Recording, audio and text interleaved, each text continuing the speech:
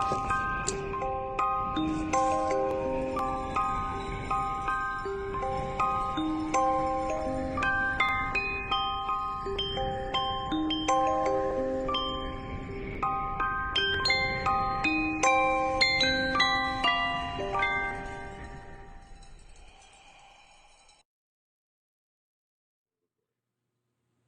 my name is Carl Grace. This is my friend Jen, and we're down here at the Gnomon. Today we're going to start a color realistic piece, our leg. It's going to be about 40 or 50 different colors laid out. I'm going to go over some techniques on how I blend my different coloring and contrast from warms to cools. And I think that you're going to learn a lot from this video. So pay attention and let's get started.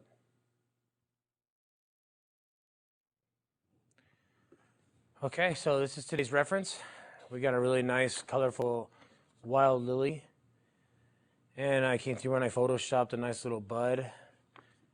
I thought it was enough. I'm probably gonna do a little something right here as far as maybe just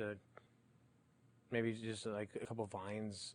I don't know. I'll probably just freehand it on our leg. But the girl, we're probably gonna come through with some kind of color tone or whatever. But we'll go over that later. I'm gonna start with my stencil. I'm gonna go ahead and stencil it out right now and get busy. So this is our color copy, downsized to fit the area.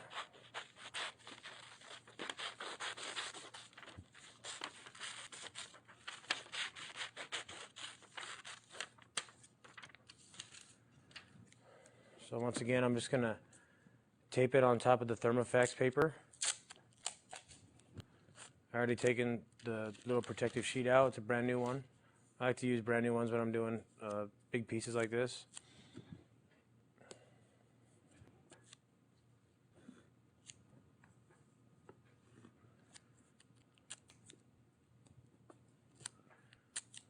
Tape it so it doesn't move. I'm going to start stenciling this up. I'm going to come through and I'm just going to start with the whole outline of the flower. I'm going to do it nice and bold lined. I'm pressing pretty hard so that way these lines will stay on the skin for a while.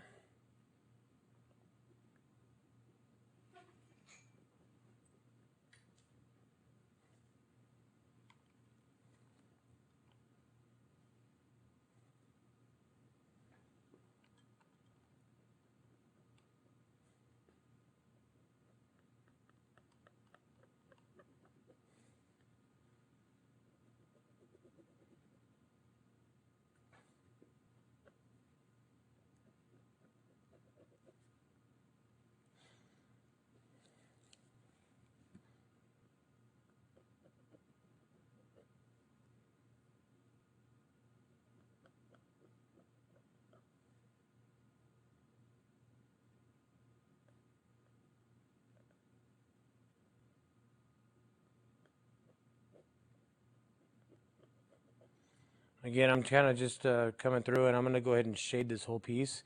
Being that we're in color, I'm not going to try to like shade different tones or anything. All I'm going to do is I'm going to come through and treat it like if it's a black and gray image. I'm going to outline it. I'm going to shade it with the dark areas. The dark areas are going to be dark. The light area is going to get a little bit of light shading. And then as I'm doing the tattoo, I need to make the appropriate changes as far as the color goes.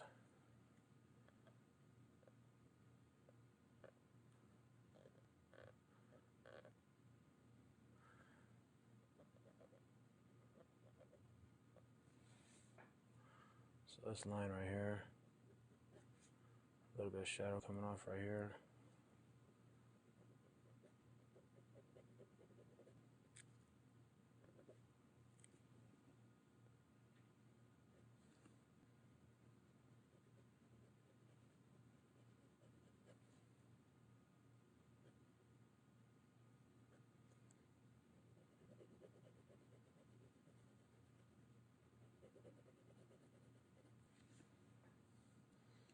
I really like the shadows that are on this petal right here. They're going to get a lot of good depth.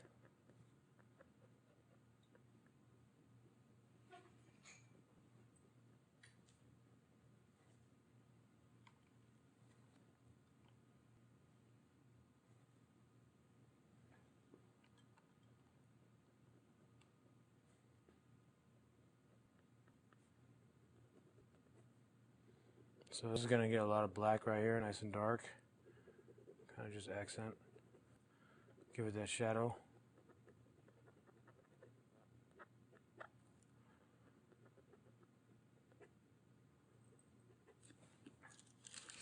See how that's looking so far? Yeah, we're definitely getting some depth. A lot more than just a bunch of lines or some broken dots or lines like a lot of people use. It's a lot more legible, a lot easier to follow. It just works a lot better for me.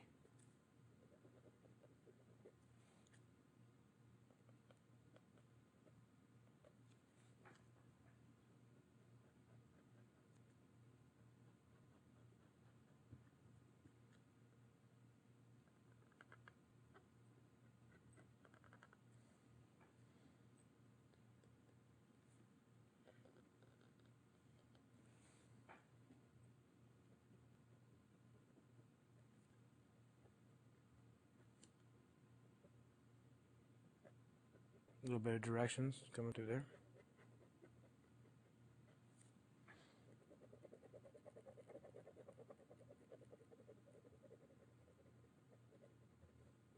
Again, I'm just doing this like a quick sketch. So on the areas that are dark, I'm pressing hard. I'm tightening up and just kind of spinning a little more area, just make it darker. And the other areas where I just want some direction, I'm just barely just gliding this pen over it, as if I was doing some really light gray wash or just a quick sketch with the pencil.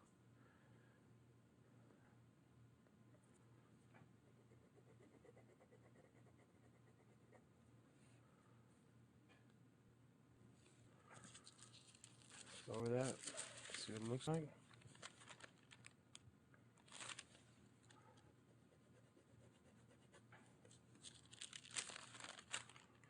Yep, I think that's gonna do it. Let's start pushing her in.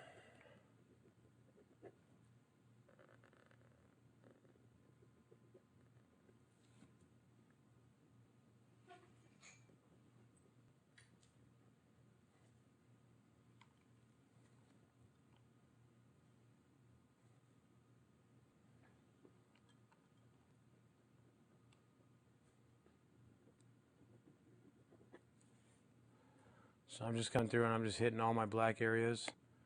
It's good. This is definitely a super high contrast piece. A lot of shadows. It's gonna look really nice when it's on the skin. Gonna give it a lot of depth. It's totally how I tattoo.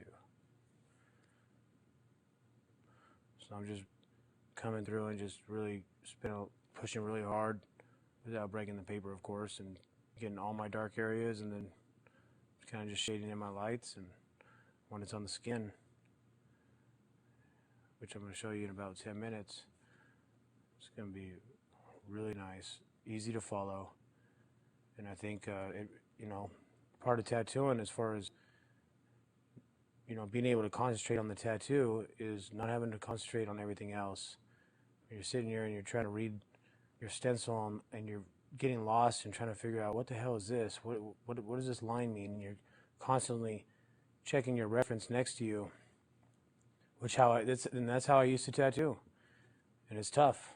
It's tough to sit there and get lost and spend 20 minutes looking back and forth trying to figure out what you're doing. And if God forbid you make a mistake and you got to come through and try to fix it, and it's just easier to spend the extra 20 minutes before the tattoo, get acquainted with the piece, spend a little time, get a little hand memory, remembrance of, this quick stencil that you're doing, this sketch, and you go from there.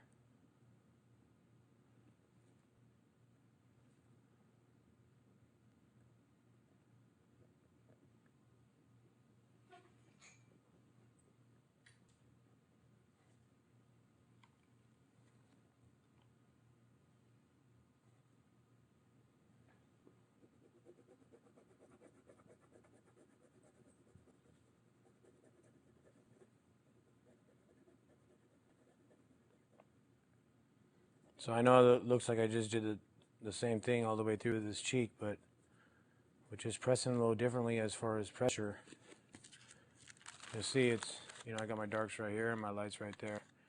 It's going to be really nice to read when it's on the skin.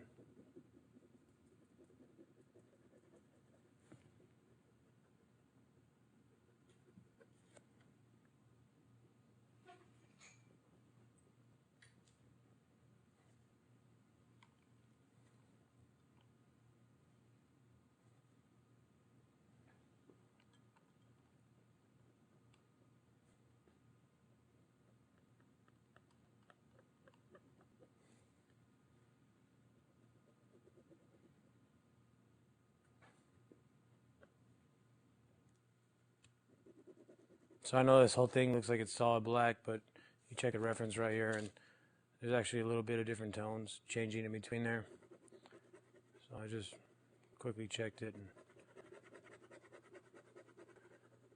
gave it a little bit of clarity.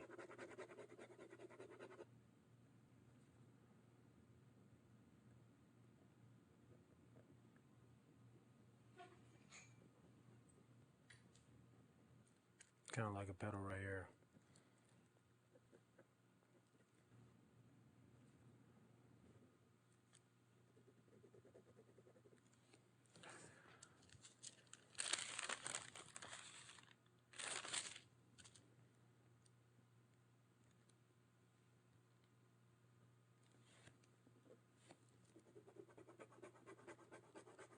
I'm not going to take this black all the way down, so I'm just going to fade it off, and I'm probably going to have something coming through right here, maybe some vines or something. But so there it is. It took about 20 minutes to do, and you know, I just quickly sketched over it. This is our reference. It looks like a quick sketch. It's really visible, really legible, and I think it's gonna, you know, work fairly well for this tattoo. So let's do it.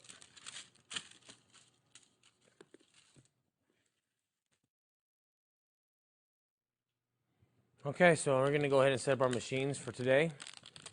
I got 3 machines laid out. It's one's a liner, one's a soft hitting shader, and one's a color packer. So we're gonna be using another 5 for the liner. I'm gonna do the same thing I usually do. I'm gonna grab it, we'll bend it down right at the eye hole. Just give it a little bit of bow so that way it runs in the bottom of the tube. There it is.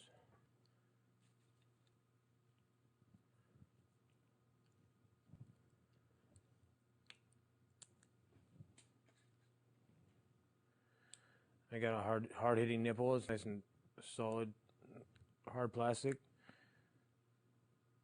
I like to run these on my liners and my solid fill machines. They just hit a little bit harder.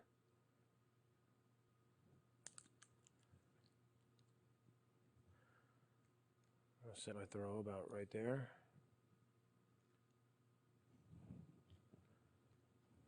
Tighten it up. 2 rubber bands. This machine set up. Next machine we're running is going to be a 9 mag. The needle that I'm using is actually a bug pin. So again, bug pin needles are a little thinner.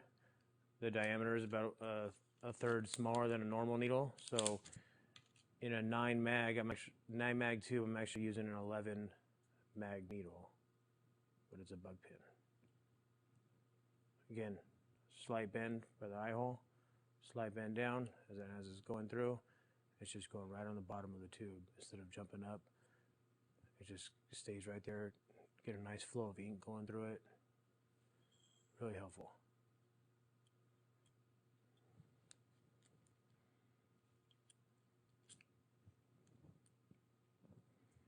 I'm going to be doing most of my shading with this. And I like to layer my colors as I'm going. So I'm going to use the really soft, squishy nipple to go on top of the post. That way I can make a little bit more passes on the skin. It takes a little bit more time, but get a lot more fluid, consistent blends with your colors.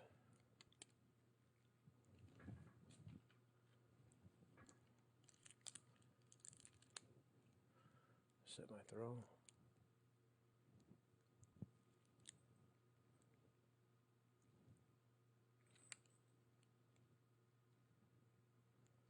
And that one's set up. Third machine, we're using a 15 mag.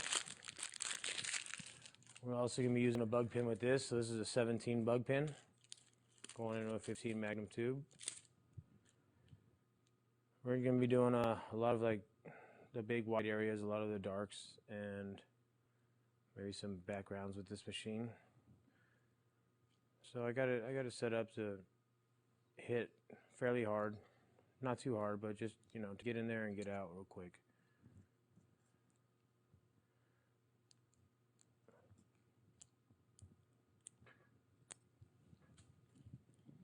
And again, on this one, we're going to be using one of the harder rubber nipples.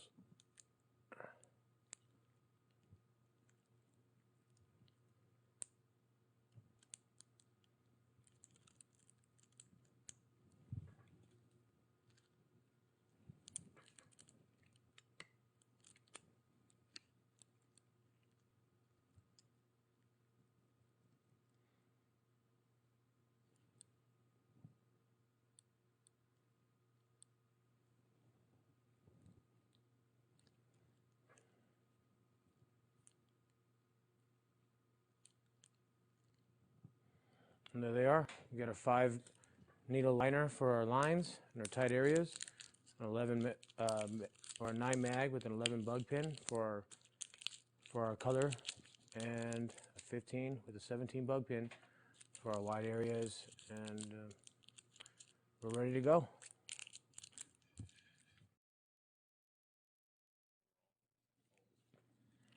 Okay, I'm gonna go ahead and start setting up my color palette now. It's a really colorful piece, a lot of different tones, a lot of different colors. So my theory as far as ink is it's cheap.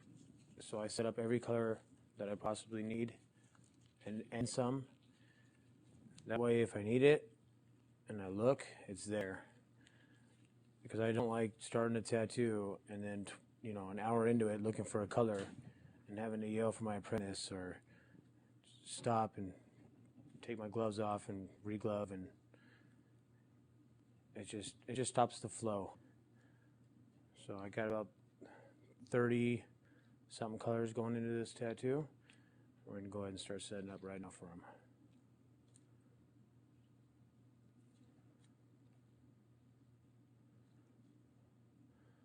This is just some A&D ointment. Some people use those little you know, plastic things that hold these caps in there, but I don't like using them because, you know, I make messes sometimes and I just don't feel like they're really that sanitary unless you want to autoclave them every time.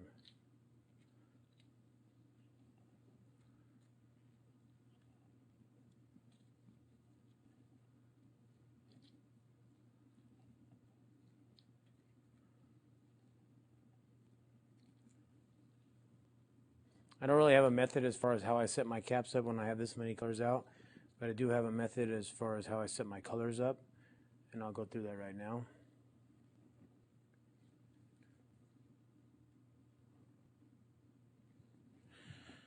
So I always start with my black. There's a decent amount of black in this, so I'm going to set up with 2 caps.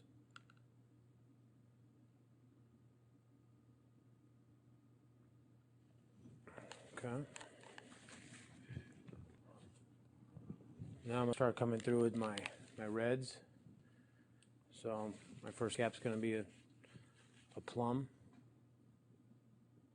which is almost going to look like it's black, but it's not.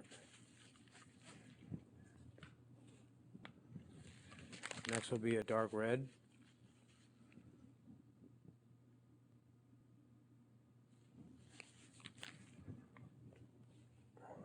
Followed by a dark magenta.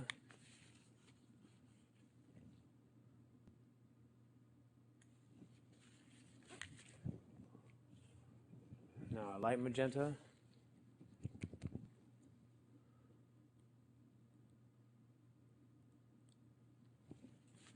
You'll notice all these brands are different. I don't have one brand that I buy from. I buy from probably 5 different brands. And that's just over the years of finding inks that I really like. This is a bubblegum pink.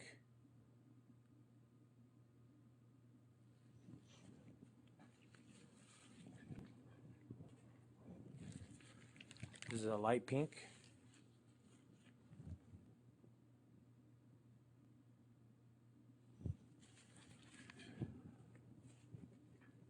And this is some Georgia peach.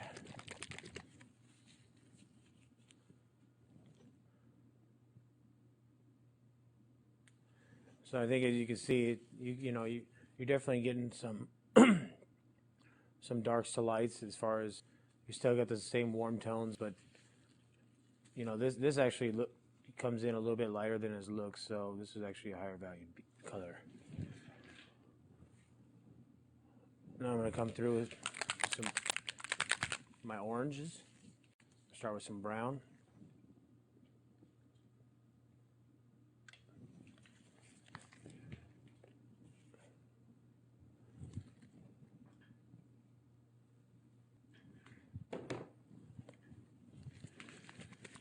Into some light brown.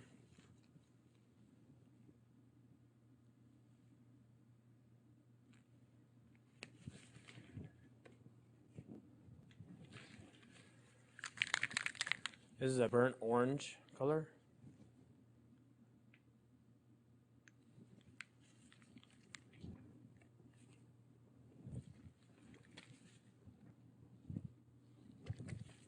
Going to some regular orange. This is a really bright color right here.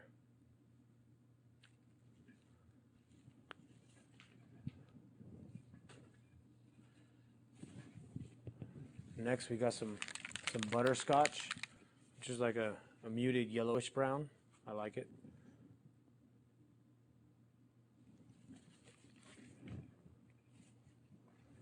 Going into some golden yellow.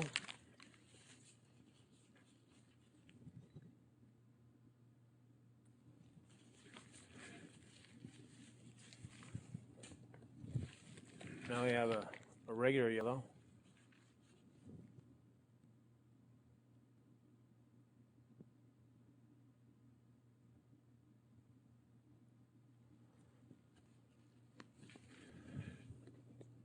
And we got this mustard color, which I like for some, it's really useful for some off tones where you don't want them too bright. Kind of like back here, if you can see it, these areas right here, it's going to get a lot of mustard in there.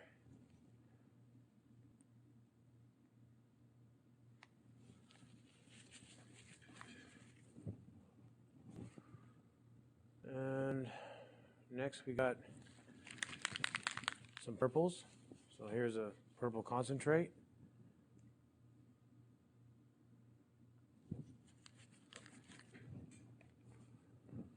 Going into a nice high valued straight purple.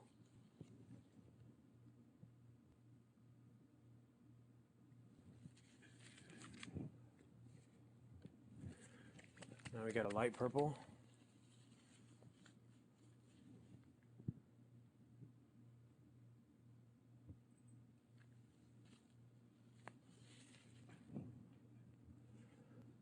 And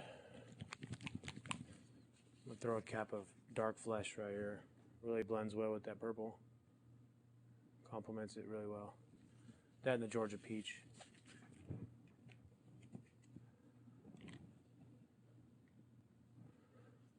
Now I'm going to come through with some greens.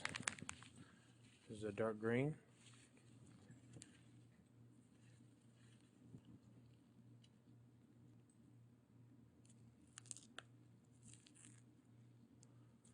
Which hasn't been opened yet.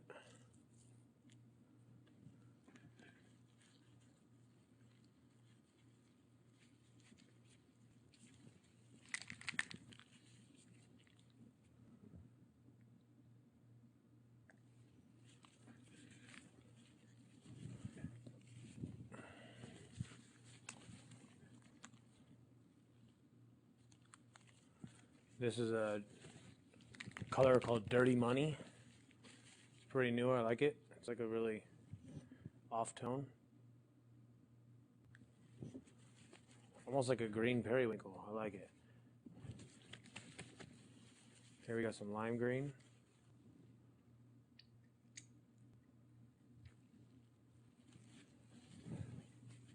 And we got some artichoke flavored green, which is really thick. All right, now we're going to come through with our blues. This is our deep blue.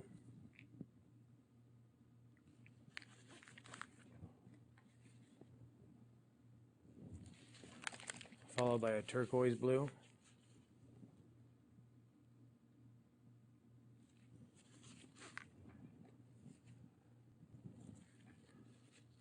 This is kind of like a deeper sky blue.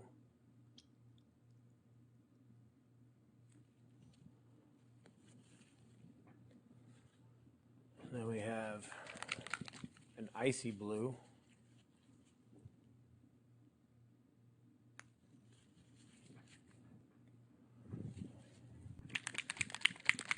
A periwinkle blue.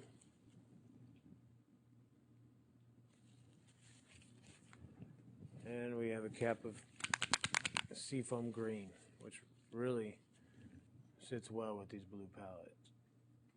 Really looks nice. So I got two more warm colors I need to introduce. This is a really bright flamingo pink, which is going to be used a lot in this flower for some of the vibrant areas. And this is a tangerine, which is also a nice bright off color, as you can see. And the last three caps, we're going to set up some white. Two of them will probably be used for, muting down different colors, and one will be used for a white at the end.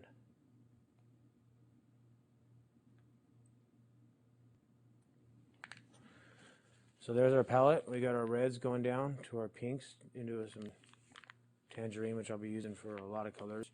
We have our oranges going from our dark brown to our light brown all the way down to our yellows. We have our purples, which is a 3 palette system, dark, medium, light. Greens, we have 4 of them, and then our blues, we have about 6 different colors because we're going to be using those for the face. And I feel pretty comfortable with this palette. I think every color of this piece will be able to be found and made with this 34 colors.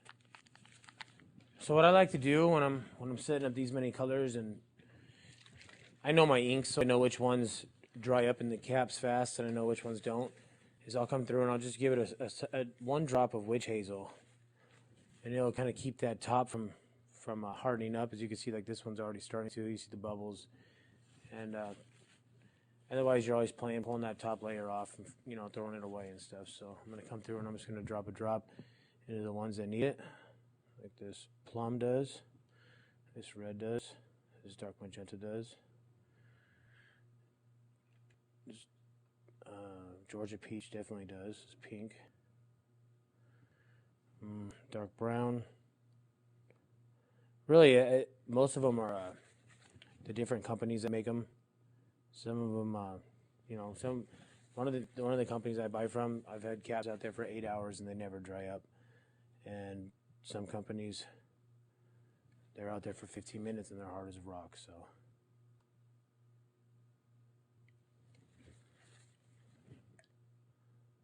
that one.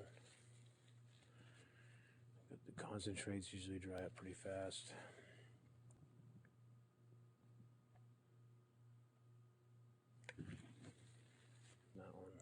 This one definitely does. And so that'll just kind of keep that top layer, moist without hardening up, and which will be helpful when we're getting back in there, because I might not hit this cap for 2 hours. I might get right in there first thing off, so that'll help me out.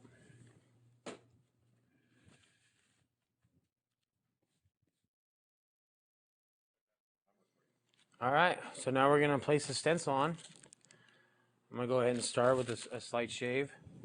I know she, she's not gonna have much hair there, but procedure is procedure. That's what I do. So I'm just gonna shave the area, make sure there's no hairs.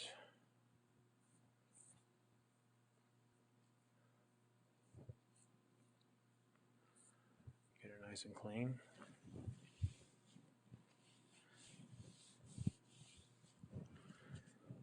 Now I'm gonna wipe her down with some hand sanitizer.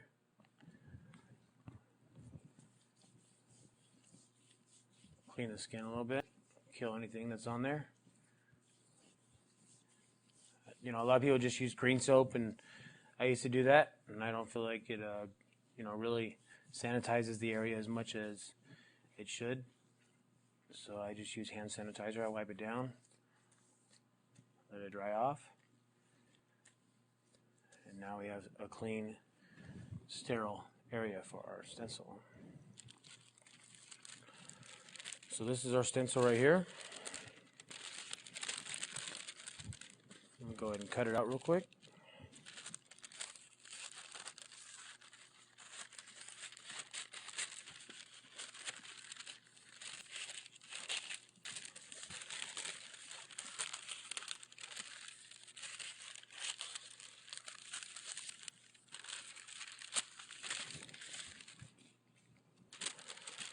I'm going to give it a couple little cuts on the corners, again, just to help it fold around the skin. Skin's not flat, paper is.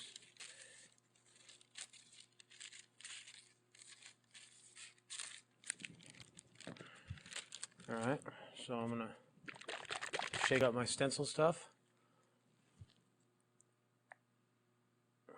Put on a nice thin layer.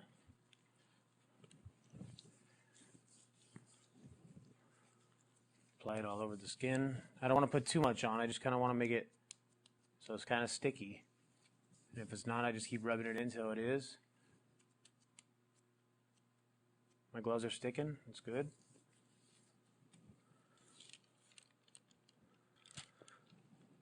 So the stencil's going right there. I'm going to go right down the middle. Make sure I get a nice, even stencil, nice and smooth from the middle. And I'm just going to come through and hit my sides. Bam. Just like that.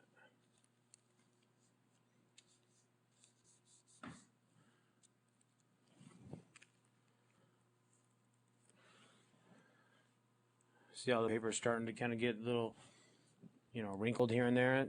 Those cuts in the paper really help. You can see all to the edge right here. It's kind of wrinkled, but our stencil isn't. And that's because of the cuts that we put in there.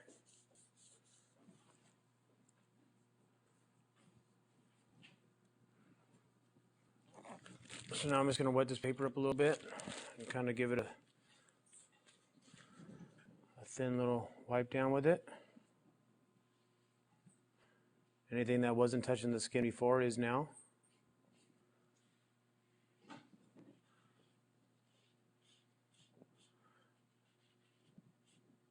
I'm not soaking it, I'm just giving it a quick pass with a wet paper towel.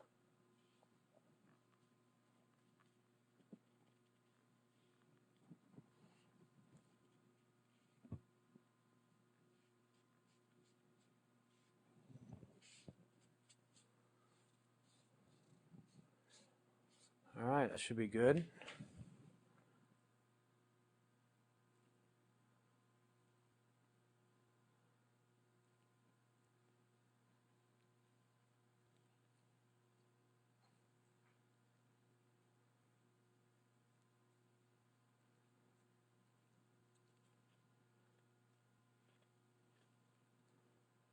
Let's pull it back so I don't rip it in case it wasn't the right area or the right direction.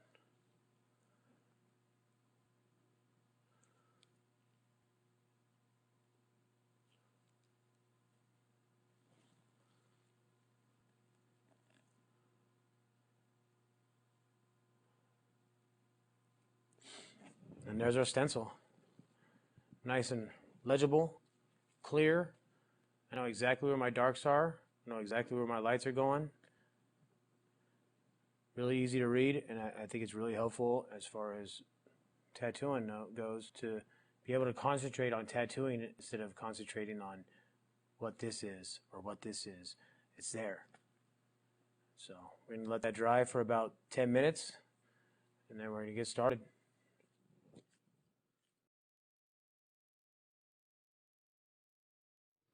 Okay, now we got the stencil and drew on a little bit of underground leafage, we can go ahead and get started. So I'm coming through right here with some blue concentrate, and I'm just going to start magging in these leaves. I definitely don't want to run any lines down here because I want to keep the focus on the flower. So we're just going to be magging in our shapes, keeping it nice and kind of blurry, still focused, but not too much. That way, it gives it the depth that it's, kind of like a photograph. You want the flower to be really focused, and you want the background kind of be unfocused and, nice and dark. So we're just coming through with our 15 mag right now, and we're just going to start brushing in some blue concentrate. Still coming through with the blue concentrate.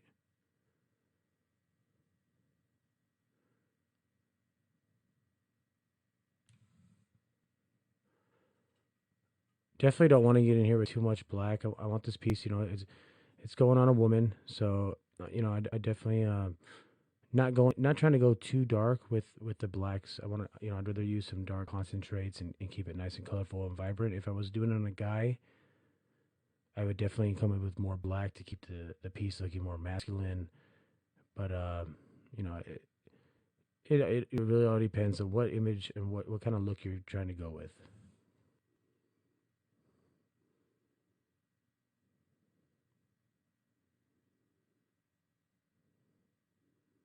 Just trying to mag in those shapes right now, getting that background cast shadow. Now we're rinsing off our dark blue. We're coming in with our medium blue.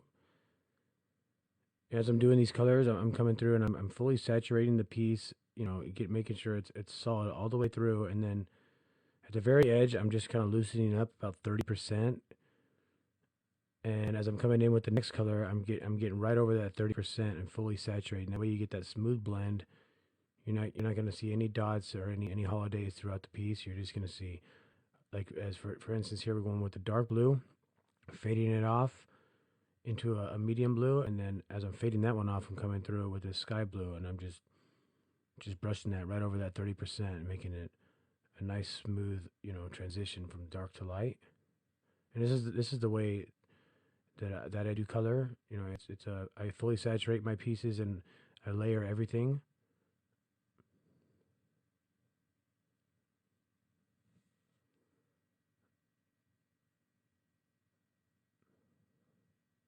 So there's our background tones for that part behind the leaf, and now we're going to come through and start magging in the other side. I'm using a lot of the corner of the mag, just getting in there, kind of like magging in my shapes, almost like a liner would. But like I said, I don't want too much, emphasis on the background of this flower. These leaves that I just drew on, they're just more of a,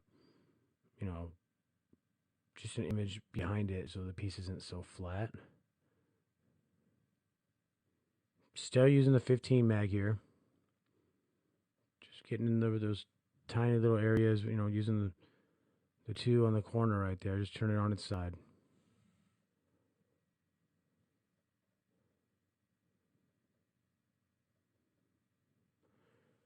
Running my machine at a nice medium pace, around 6 volts right now. I could run it all the way down to a 5 or all the way up to a 7. So I'm just about halfway through right now. As for my inks, you notice sometimes I just dip right into the cap, and other times I'm dipping into the cap and into the rinse cup right after. It really all depends on what type of ink you're using. I use a wide variety of different tattoo inks from different companies, and I've just found that one company doesn't have all the exact tones or consistency I like. I use 2 from some companies, 3 from others, and and just from there. So, it only really depends on what type of ink that you're using and what, how you like it. Sometimes I go straight from the ink cap to the skin, and sometimes I go straight from the ink cap into some water and then, or witch hazel, and then right into the skin after that. So I'm just brushing in those dark blues right here, just, trying to get some nice undershadow. So the flower and leaf doesn't just look blank. I'm just blending that off. And of course, I'm gonna blend those off into a lighter tones, and which is the reason why we're not running any lines down here. It's just gonna fade off into nothing.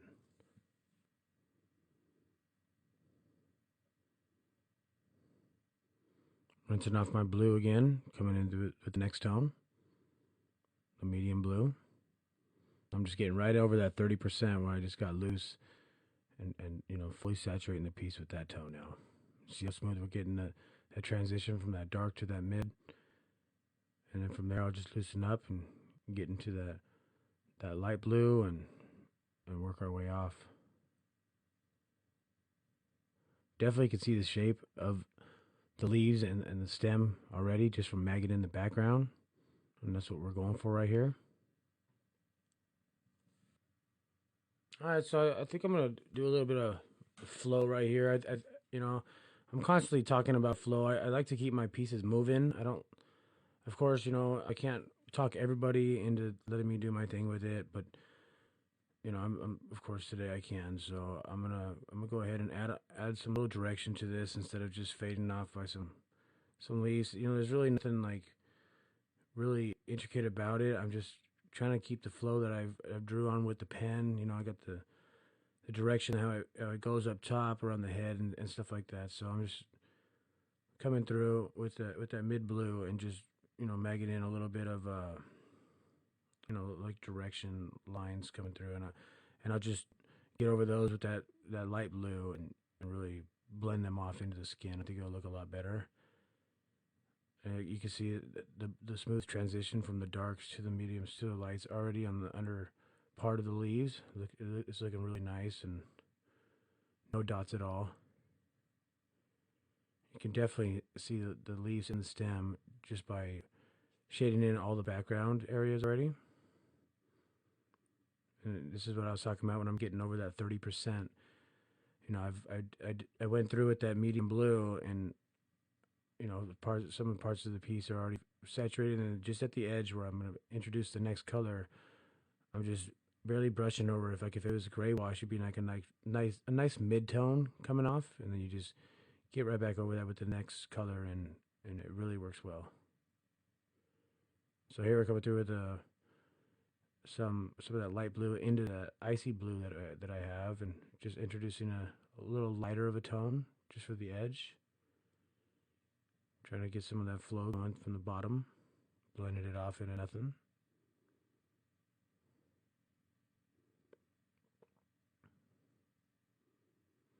Some of the lighter valued colors like these, and yellows and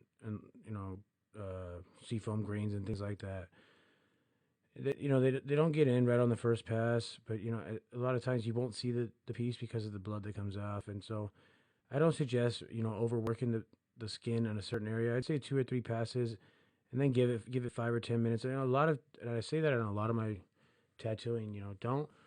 Don't think that you need to see immediate results, because a lot of times you don't. A lot of times you need to get in there and know that you put the ink in, and then move on to the next area and give it 5 or 10 minutes. I mean, if 5 or 10 minutes really isn't going to hurt your client as far as pain goes, to get back in it. You give it an hour or two, and you get back in there. Yeah, it's going to be really sore, but 5 or 10 minutes, you look, if it has a little holiday or something, it needs one more pass or something, you get back in there. But it's always better to give it a minute and let the skin kind of relax from what it's going through, and show what's been put in, than to overwork the area and have scarring. And because if you scar the piece of it, it definitely isn't. You're not going to see any of the ink. It's going to be white, and it's going to look like ass.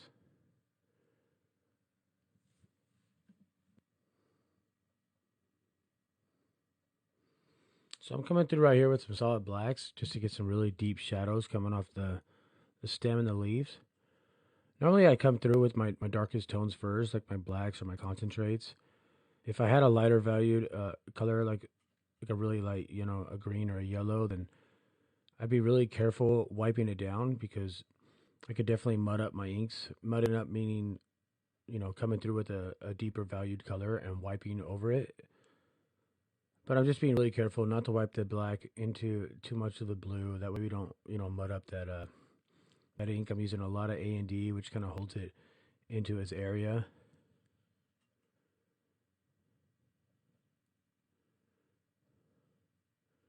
I'm just building up a really, really dark shadow. Like I said, I want the background to be nice and dark.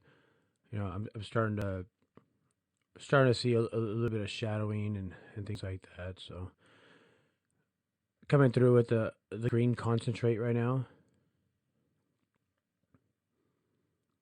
keeping it really, nice and saturated, coming through with about that 30% of that black that I loosened up and getting right back over that with that dark green.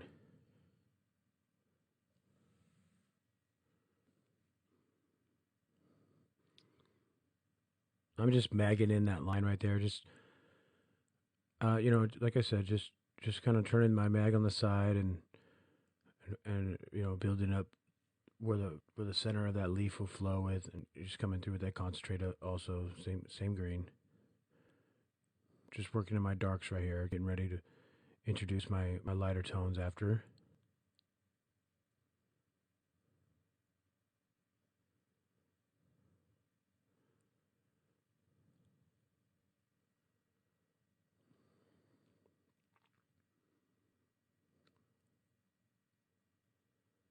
Go ahead and give it a nice wipe down so we can see what we're doing right now. And already we're starting to look really nice. Get some really nice undershadows. Coming through with the 9 now.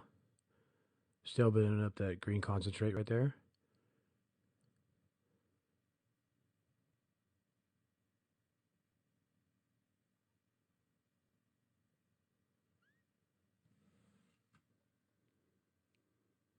Keep in mind, as you're doing colors, I definitely recommend coming through with your darker, higher valued colors first, and then at the end bringing in your lighter valued, brighter colors. As you're doing that, and until you introduce those warmer colors or those brighter colors, it's always going to look really, really dark. I'm coming through right here with just a little bit more black just to give it a little more shadow on that leaf. And it's the same thing as in any other tattoo. You're just building your layers. You got to start with your darks, and you got to keep working your way from darkest to lightest. So until we introduce those other colors, it's gonna look nice and dark, which is what we want. But notice how I kept those areas clean where we're gonna introduce those lighter colors, and once you do that, it'll really lighten up the piece right there, and coming through with a lime green right over that green concentrate right now, getting over that 30% that we left open. Really gonna brighten it up now. As you can see, there it is right there.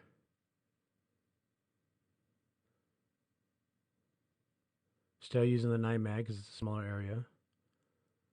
And already, just off that first pass right there, the leaves already you can start to see a lot more brighter colors. Still not too bright because of all the concentrate and the black that we put in, but just enough that you're definitely seeing a little bit of light source hitting the leaf and that part of the stem, and that's what we're going for.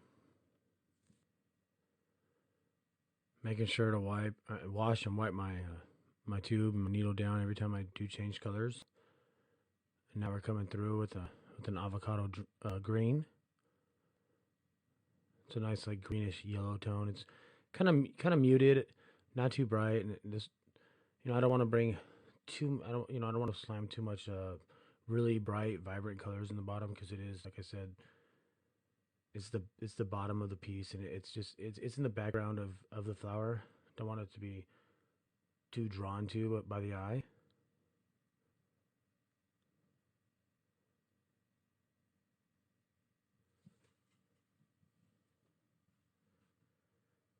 Definitely able to see the leaves and the stem a lot better now that we introduced a little bit of those warmer colors in.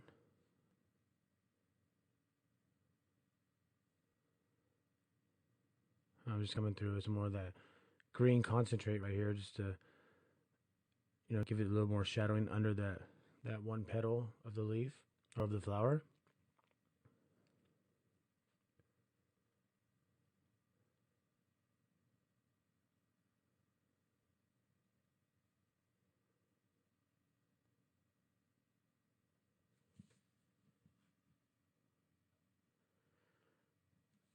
Making sure to rinse my needle and my tube off really nice, drying it off and coming through it with the lime green now.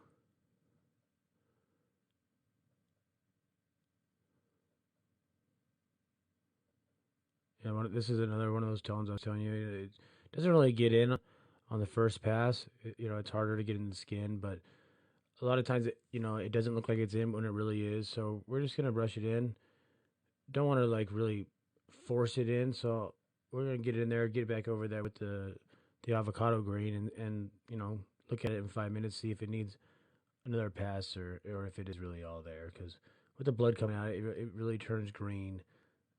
These lighter values, it's hard to see them.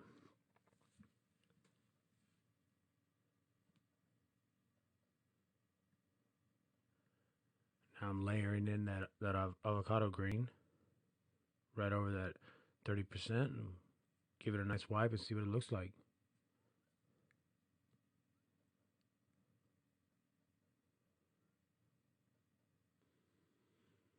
All right, so I'm pretty happy with the way it looks. I think that it does need a little bit of line work just on the bottom, just to emphasize a little bit more of the shadowing, how the light's coming from the left to the right. So I'm gonna come through with a 5 liner right now with some straight black, and I'm just gonna run a little bit of lines here and there, just mostly just to capture a little bit of more focus on just on the bottom, just to give it, because even though we magged in that black, if you run a line right over it, it's definitely gonna bring in a nice darker black, and just to build the shadowing and help with the light source coming from the left. That's what we're gonna do. So just following through with that 5 liner, the little areas that I think need just a little bit of more under shadow.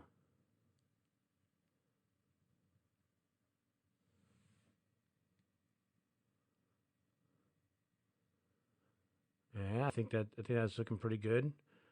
I'm happy with it. I'm gonna start building up the rest of the dark blue behind the orchid up on the top right side, and then we can start getting busy on the flower itself. So I'm back in with the 9 mag with the blue concentrate, just kind of helping with that shadow under the flower. Don't want to go off too much, but I definitely think that if I would have just came through and shaded in my stem and my leaves without putting some kind of background tone behind it, I don't think it would have given the piece the justice that it gets now, with just a little bit of blue fading off into nothing.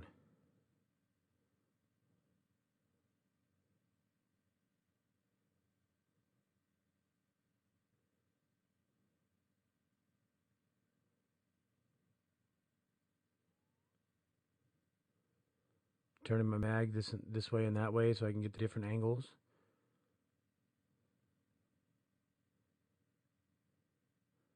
I hear a lot of people say they don't like to use mags, because they can't get into tight little areas, this and that. But you can see right here, I'm able to turn my tube this way or that way, and I'm able to get in every little crevice or every little tight spot that we can. I mean, it helps that I'm using a 9 and not a 25 also, but I'm able to get in there. Coming through with my mid-tone blue now, just getting right back in where we're at.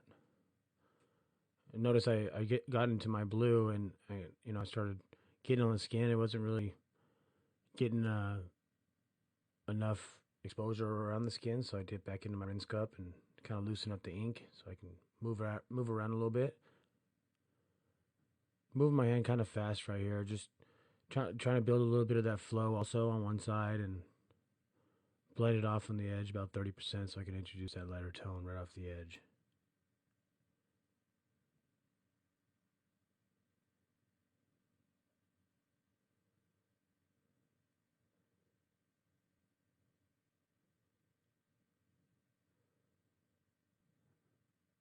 Getting back in there with that sky blue.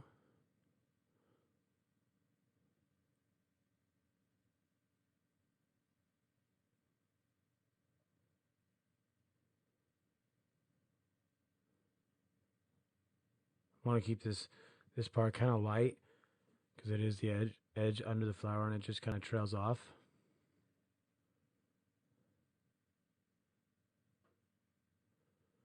There it is. There, I think our background image is looking really nice. Our under shadows with our leaves and stem are looking pretty good. I'm just gonna add a little bit of really light blue right here, just to add a little bit to this piece with some more direction, some more flow going through it.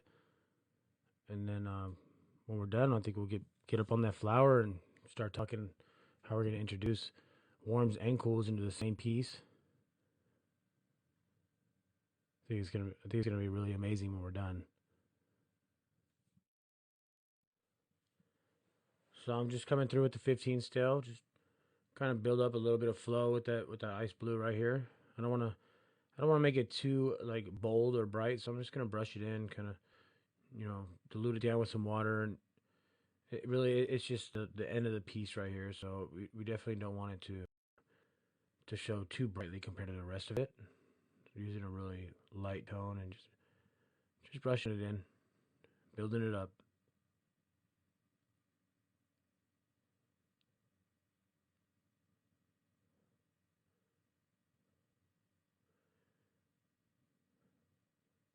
Again, these lighter valued colors, they don't go in as easy as like a black or a concentrate does, but just you just build them up, and when it's at where it's at, then you just move on to the next area. You come back and look at it in 5 minutes and see if it needs another pass. If not, then good.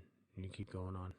So I think our background's good, and if so, we'll just get up to this first petal of this orchid and get busy. So I'm coming through with some black right here, and I'm gonna start building up my depths from the inside of the flower out. Just turning the mag on the side and using the edge of the 9 mag just to get some lines and some texture.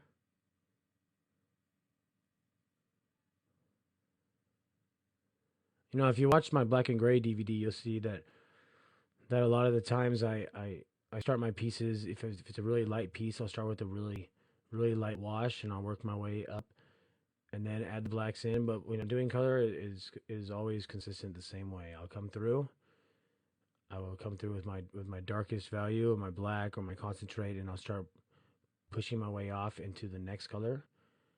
And at the end, if I need to get back in there and add a little bit of darks, then I will. But I'm really trying to go from the darkest value to the light, because with color, it's not, you don't just brush it off like you would black and gray. You have to come through.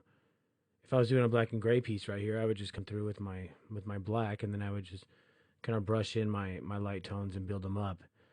But being that we're coming through with a color piece, we come through with our black, and then we're coming through right here with some plum, and then we're going to push that off into our magentas and our pinks and our yellows. I can't just push that off into like as I would with the black and gray piece with a little bit of water and thin it out, because it won't look good that way.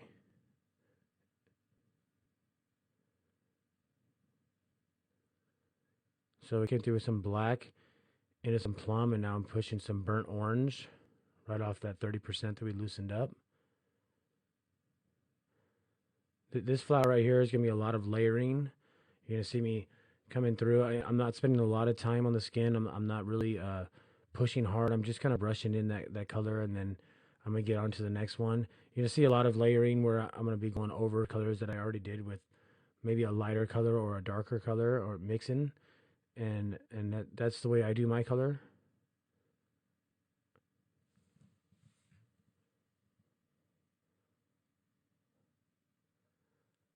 I've seen some artists that get in there and just they know exactly what exact color they want and get in there and move on to the next. But I like to get some really smooth blends when I'm doing color pieces.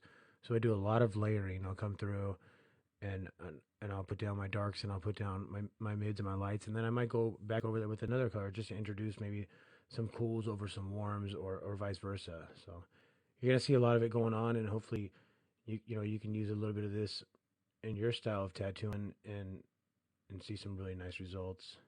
Again, I'm rinsing off into the warm rinse cup instead of the cool. Getting back in here and introducing a little bit of true no, that's really red.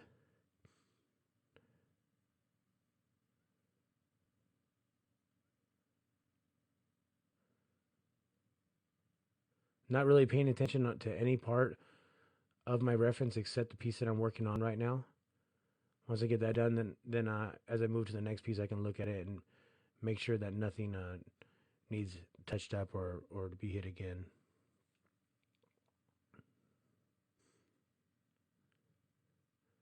Coming through with a just a regular orange now. It's a nice bright orange. Really getting a nice contrast with that cool blue with the green background with the leaves, and then the bright oranges and reds with the plum coming off.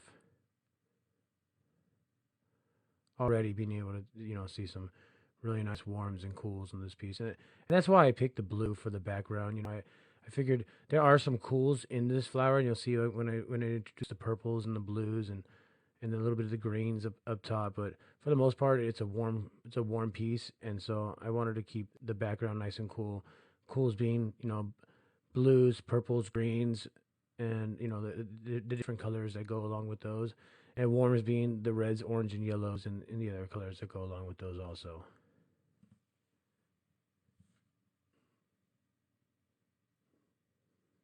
Still using the 9 mag because of how small this leaf is.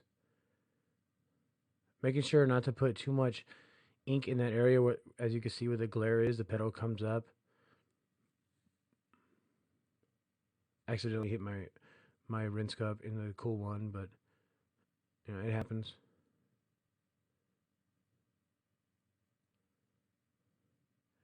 Using a lot of the corner of the mag right there, not really using the flat 9, just turning it on its side and using those 2 needles on the edge right there.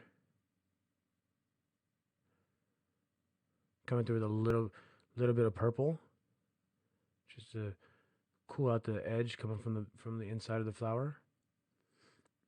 So we've already came through with some black into some plum into some red with a little bit of burnt orange and just layering a little bit of purple on top, and you could definitely see that there's a lot of tones in there, and that's what we're going for. Introducing a little bit of that avocado green right next to that orange. The avocado green is kind of like a greenish yellow, and it's a really muted color. So yeah, I use it a lot in my pieces. It still appears kind of warm when you do it next to it, but you can see it still it just introduces enough coolness that it really contrasts nicely.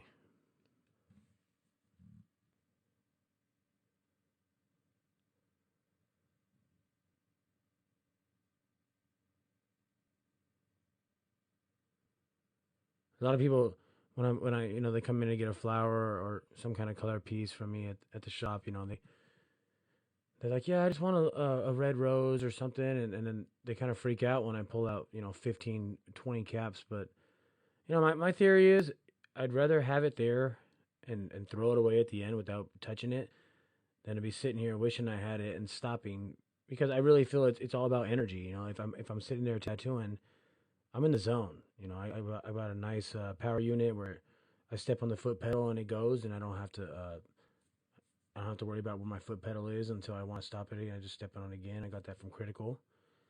I got the really big foot pedal from Icon. It's $100 foot pedal. And majority of foot pedals are like $15 or so, but I think it's really important when you're tattooing to be focused on what you're doing instead of wondering where your foot pedal is. Now you have to stop and look for it. Maybe it's, a foot away or something, and or it's just little things like that that have really helped me to concentrate on tattooing instead of concentrate on all the other things that I really shouldn't be worried about right now. And it's the same thing with ink. Pull out all the colors that you might need, and if you don't need them at the end, so what? But if you do, and it's not there, then you got to stop. Take your gloves off, pull out another cap, and it's just it's another. It might only take 2 or 3 minutes, but still, it just sidetracks you and it gets you off your focus of the tattoo. So I'm introducing some golden yellow right here, just to really bring out some warmth. This is the brightest color we'll have here besides the white. Really starting to see some nice tones of colors in this piece. I probably could have done it with three different colors, but you definitely want to see that much of a contrast with the colors. That there's like 8 or 9 different colors in there right now, and it's starting to look really nice.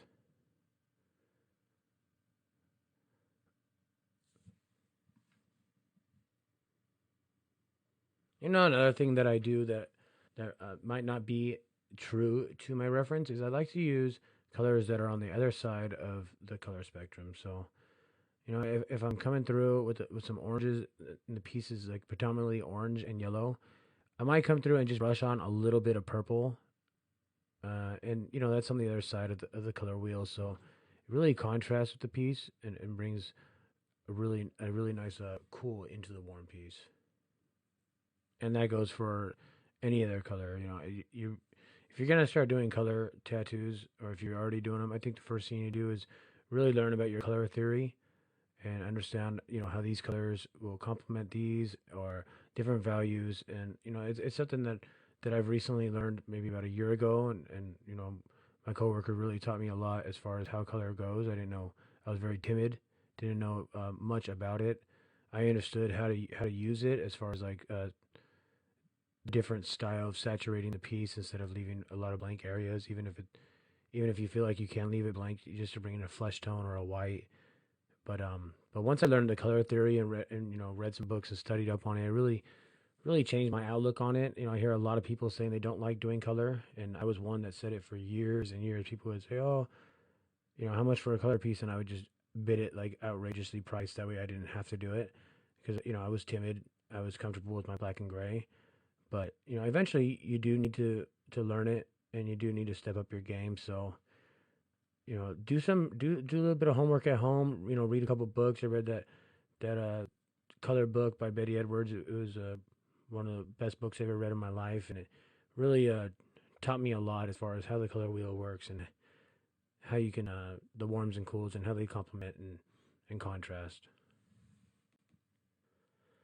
So this pedal's probably I'd say about 85% done, 90% done. I'm gonna brush over just a little bit of tangerine just to bring in some more bright uh, orangish red color out of it, and then we're gonna jump up and start working on this next one. This is what I do. I'll get to the point where I think it looks good, and instead of really worried about it, I'm gonna go on to the next one because as more of the tattoo comes to life, it's definitely gonna let me know if that pedal is ready or if it is not. Now, being that I put the yellow in already on the bottom pedal, I'm being really careful as I put this black in, or this purple. Yeah, this is black. That I'm not wiping it over the yellow, as I was talking about earlier, because I can definitely mud up my yellows and my lighter tones, like the lighter flesh tone and the peach that I pushed in earlier. So I'm just using a lot of A&D, and as I'm going, I'm kind of dabbing it and wiping it down just to make sure I don't get the yellow or the black mudded up into the yellow.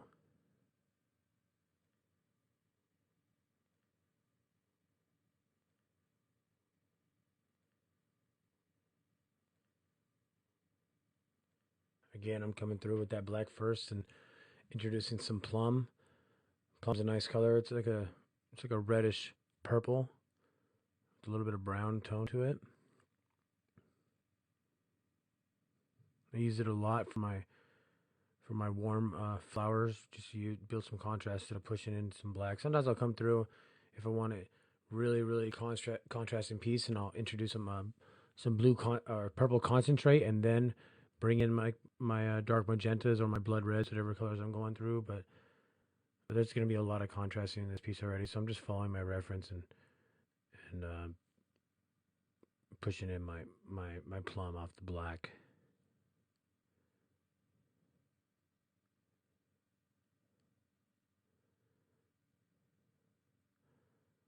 Again, I gave it a couple minutes. Notice that it needed a little bit more of that. What color are we using right? Oh, dark magenta. And I was able to see that just by adding a little bit of black and some plum up on the right petal right there.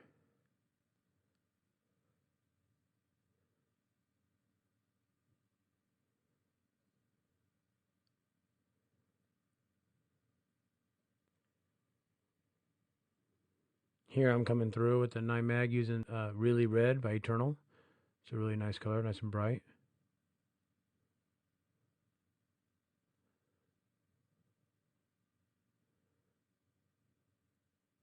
And as you can see, I'm moving my hand fairly quick. I'm not spending a lot of time in the skin. I'm not really trying to fully saturate it right now. I'm just brushing it over so that I don't want to damage the skin too much based on the fact that there are a lot of colors going into this piece.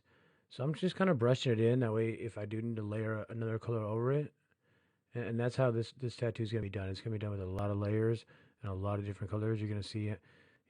It's hard to look at a piece and say, okay, well, this needs this tone right here and this tone right here and this tone right here. A lot of times you just have to build it up, and that's my style when I'm doing a realistic color tattoo like this with so many various different tones in it. I'm just gonna go through and put down the base tones that I can see, and then I'm just gonna start layering with other colors and creating the tones that are needed.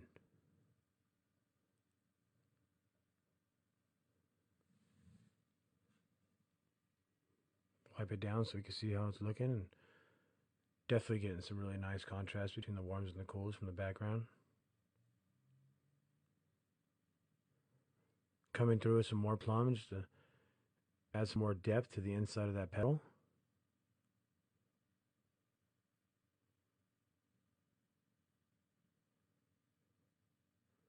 Again, not really spending too much time in the skin, just brushing it in.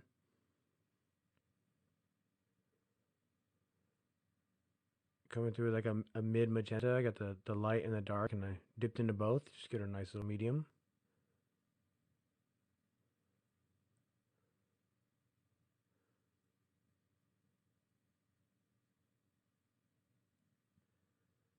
Blending that off into some tangerine now. It's a really vibrant color. It's really bright. It really plays into introducing some really warm oranges reds. I've seen it healed up, and it is amazing. I think another thing as far as being comfortable with tattooing is really building up your color palette. I think one of the things when I was timid about and scared about doing color tattoos was I had about maybe 15 different colors. Most of them were just the basic colors, and I wouldn't really understand how to mix this with that to create the tone that was needed. And I think now I have my color palette's about 70 different tones, 70 different colors, and I can pull them out, and with the different tones and different shades, I can mix and match and practically make almost every single color that I need.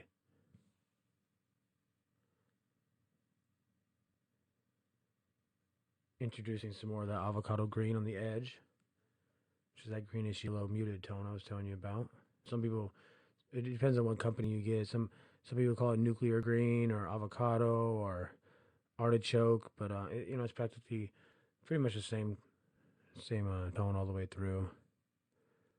Definitely dries up. It's one of the fastest drying up tattoo inks that I have. So we're gonna be spending a lot of time. Sometimes I just put a little drop of witch hazel on top, and that'll help keeping the top layer from getting dry. Otherwise, I just dip in there, dip in my water, or vice versa.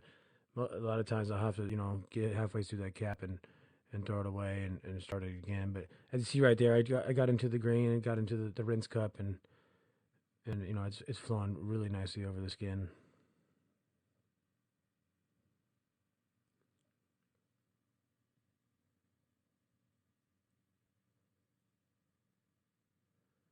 Again, still coming through with that avocado green.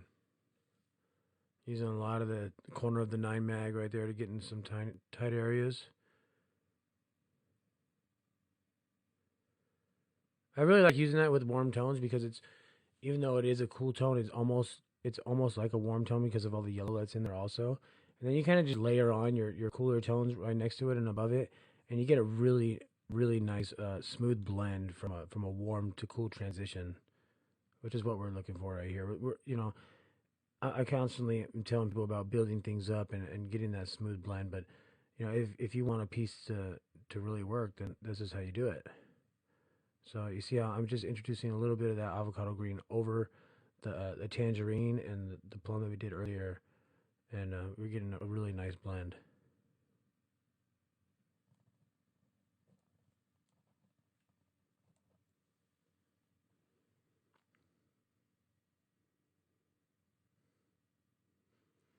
All right, so now that I've introduced a little bit of our cool foundation, I'm gonna get back in here with some flamingo pink, which is flamingo pink is a really vibrant color too. It's almost like the tangerine, but just a little more pink to it, not as much orange.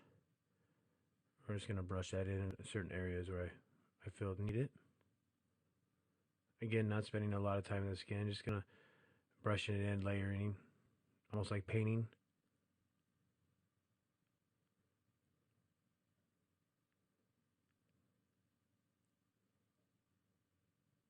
Back into some tangerine.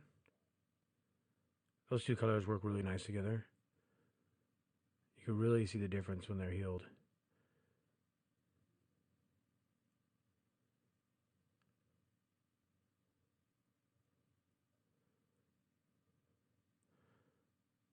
Some golden yellow with some lime green. And we're just introducing a little bit more of those cool tones into the piece.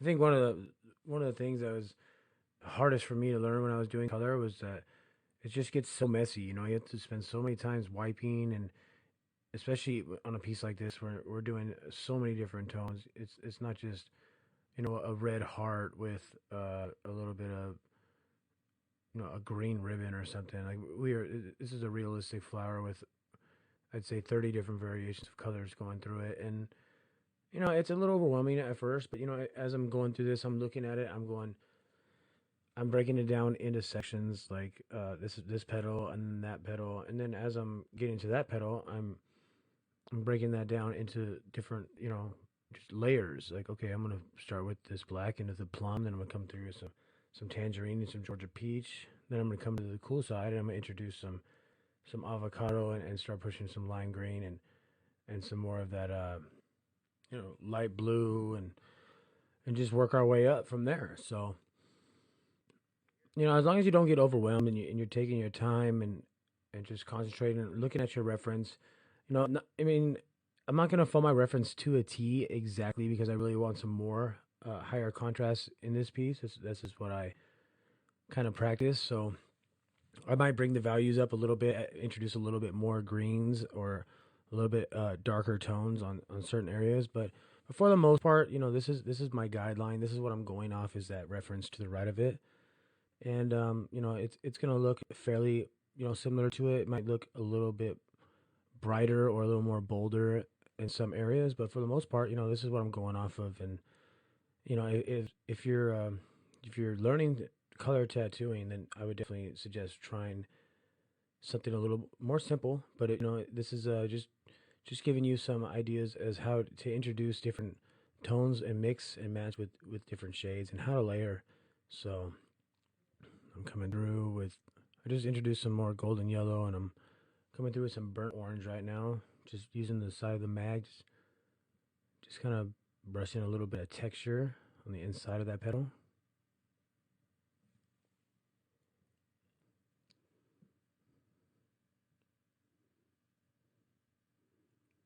Again, I'm just turning it on its side and using those 2 needles at the edge, just starting to build up that bottom shadow for where the petal kind of folds over up in the top right. You can see in the reference right here.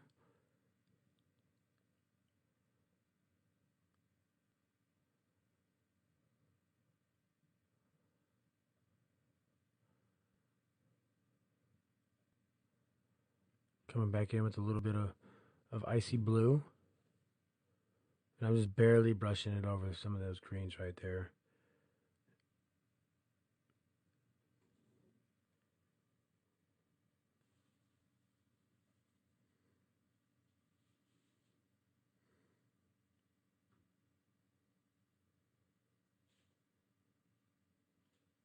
Still coming through with that icy blue, just using the edge of the 9mag. Getting back in there with some of that, more of that golden yellow. Try to emphasize more of that, the fold on the top of the flower.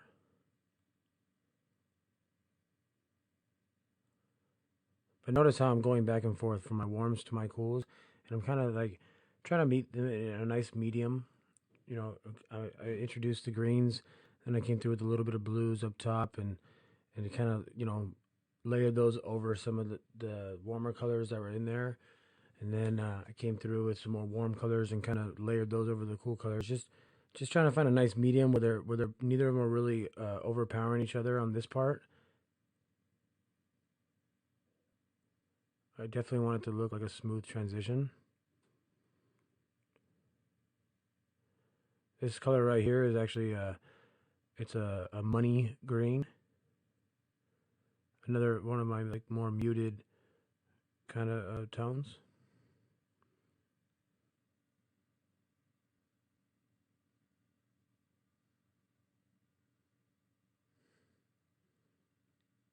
Now I'm introducing a little bit more of my mid blue for the background of that petal.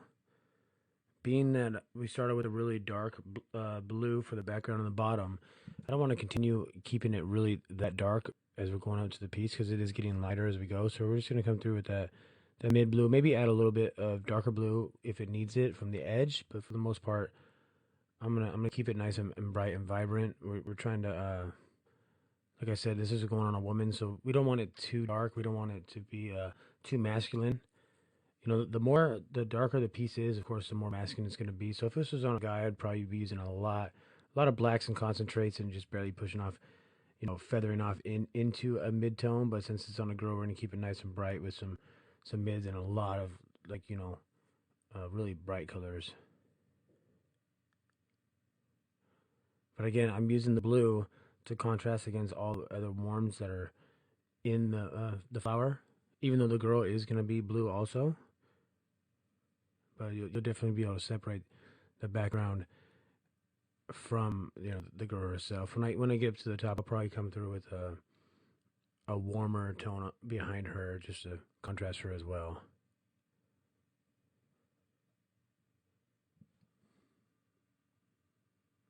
So I came through with just a lighter, a little darker blue, just for the edge, just to give it a little bit more of a cast shadow effect coming from behind the flower.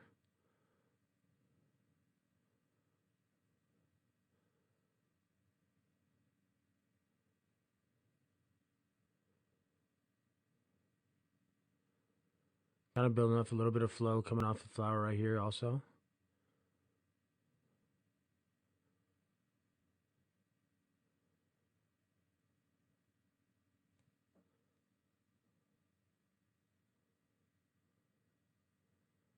Again, you see that lighter tone has, you know, it takes a little bit longer to get in there. And also, I'm really not pressing on the skin too hard, so just building it up like I usually do.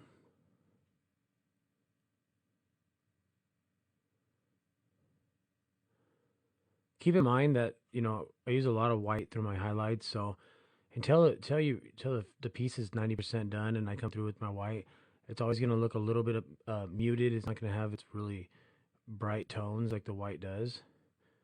So you just have to, you know, trust yourself that you know when you bring that white in, you'll really bring in another source of light, and it'll really even out the piece.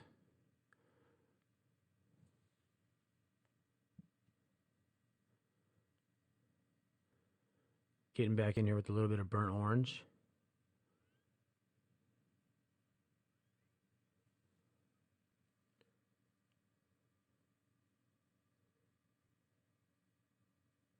Again, I'm staying motivated with this piece. I think if I would have gone into this tattoo kind of dreading it or not really feeling it, I'm not going to do my best. So, I think that's it's important too. If somebody comes in and asks for a tattoo that I really don't specialize in, or I really don't do a lot of, then I'm not, instead of sitting there and just trying to make a buck off of it, I'm gonna sit down and I'm gonna tell them, that I can do the piece if you really want me to, but it's really not the style of tattooing that I do, and and then you kind of just give them the ball in their court, and it's up to them to make the choice. They might feel a little more comfortable going to somebody that does a little bit more than that, or they might say, "Oh, it's okay." And if that's the case, then you know what, it's a little less burden off your shoulders, and you can feel a little bit more comfortable doing it. So those two pedals are pretty much pretty close to being done. So I'm getting off to the next one, making sure I don't wipe. I'm just dabbing it off, making sure I don't mud up my other colors that I just used. Pushing some black in, using a lot of A&D so it doesn't run down into the second pedal that we just finished. You could do it like this, or you can come through and do all your blacks and then all your plum all the way through the flower. I just Today I'm just feeling like doing it pedal by pedal, being that this piece is such an intricate piece with so many different variations of colors going through it. Just easier for me to separate it pedal by pedal and then layer them up from there.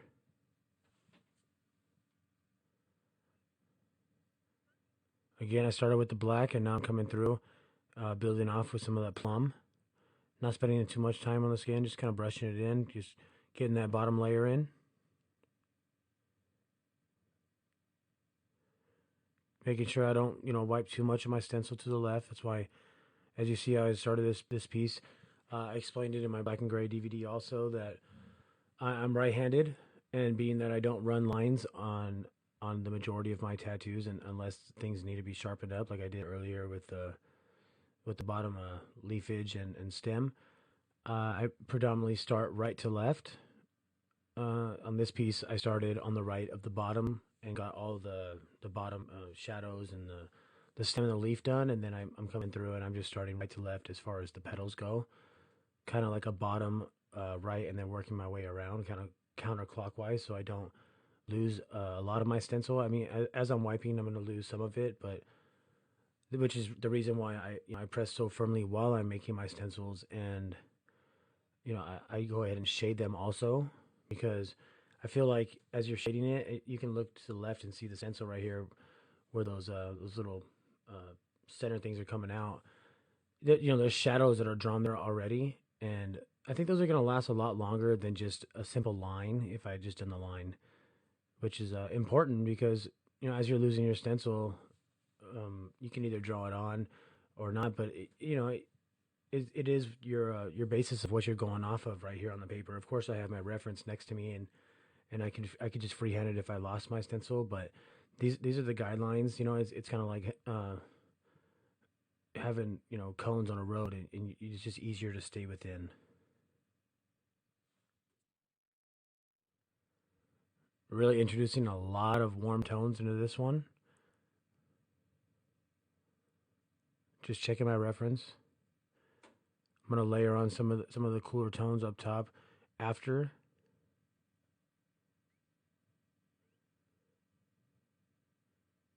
Getting in there with some of that burnt orange just to build off from the plum into that bright orange that we were using earlier. And now I'm doing what I was telling you earlier.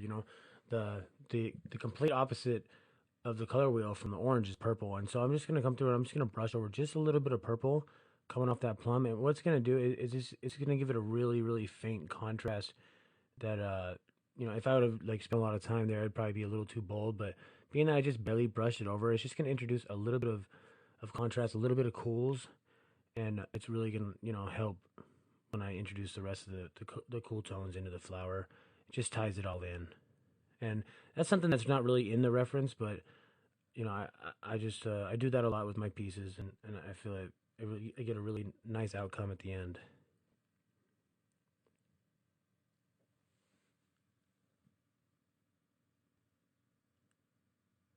If this petal was right here was green, I'd probably come through it with some reds or vice versa and just brush those. Just not too much, just off the darkest part of the inside of the petal, and it's just gonna, like I said, it's just gonna bring in a different contrast within the petal itself. I'm coming through right here with some butterscotch. It's kind of like a flesh tone mixed with a little bit of yellow tint. It's another muted tone that I like to use. I have a big palette, like I said, and a lot of them are really bright and vibrant, bold colors. All the reds and the blues and the purples and things like that. But I also have a wide variety of different tones that aren't really so bright, and they're muted down. And I think they actually add a lot to the piece.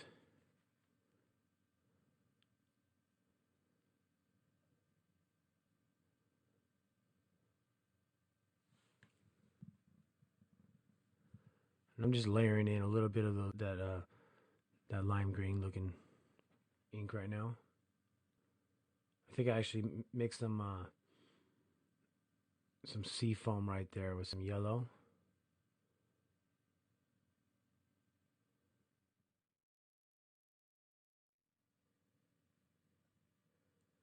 All right, so I feel like we got some really decent depth in this. I'm coming through with a little bit of burnt orange mixed with some red, just to start building a little bit more of our depth from our warm side.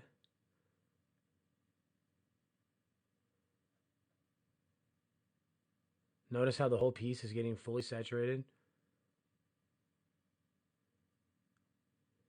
Starting just turning that mag on its side. Still using the 9. We're gonna use a 9 for the majority of this flower tattoo. Now I'm coming through with that golden yellow, just really starting to brighten up that edge right there where the fold of the petal is.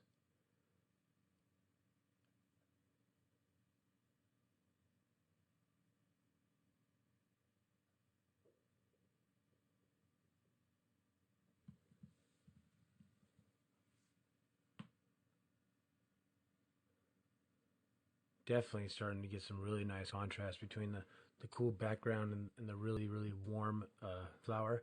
Even though we are introducing cool colors into the petals, it's we're still going to get a really warm feeling because I'd say 70% of the tattoo is a warm tone. Here I am with a little bit of purple again, just giving a little bit more contrast. It just really works really nice as because of the orange and the purple being on the opposite sides of the color wheel.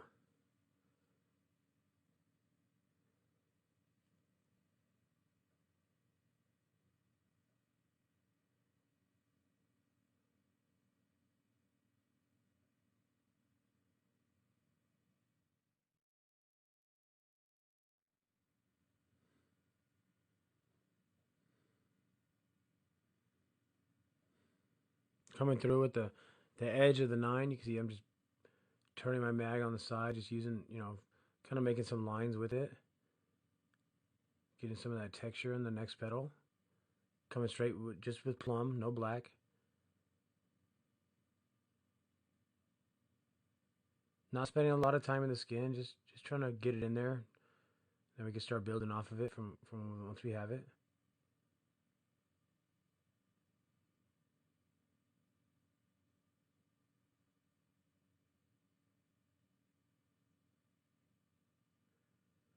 When I first started tattooing, I used to use 7 mags and 11 mags, and that was pretty much my setup. And as I kept going, I found that a lot of the times when I would use a 7 mag, I would chew the skin up a little. I think it hits just a little too hard for my style for layering because I do so many passes over certain skin. I mean, I did buy some really soft hitting machines that are made for 6 or 7 passes on the skin without damaging it.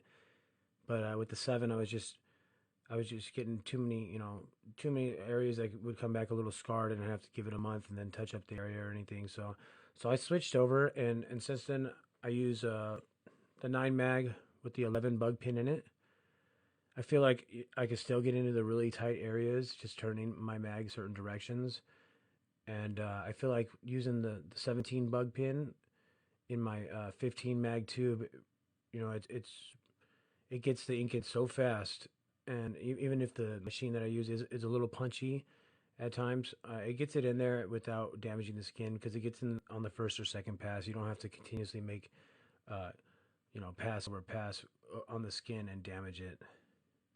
So I came through with some plum right here, and then I just brushed over a little bit of periwinkle, which it's like a bluish gray tone. It just gave it a little a little hint of cools coming off the edge, which is what we want.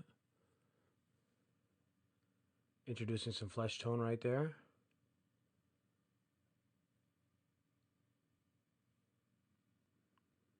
And I don't know if you can see, but every time that I rinse my tube off or my needle off to switch over to a color, I always dab it on the paper towel. I don't really stick the needle into the paper towel. I just come from the top and bottom and just wipe off the rest of the water or the mudded up ink that didn't exactly just fall off and try to keep my needle as clean as I can. Like if I was going to switch over to my 15 right now, the first thing I do is I'd rinse it off, I'd dry it, and I'd lay it down. I definitely want to let it sit there and have the ink dry on it.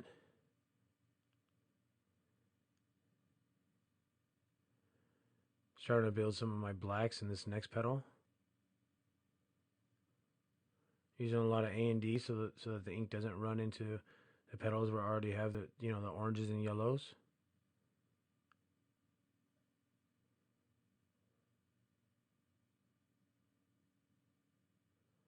Doing a lot of work right now with the edge of the mag.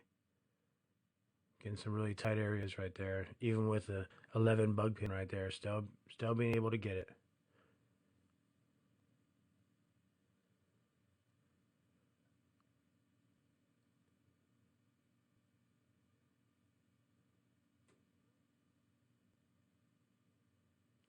Introducing some flesh tone right there.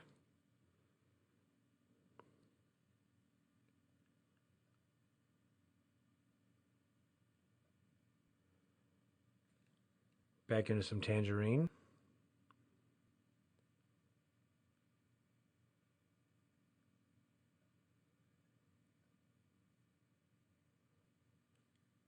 A little bit of flamingo pink with it.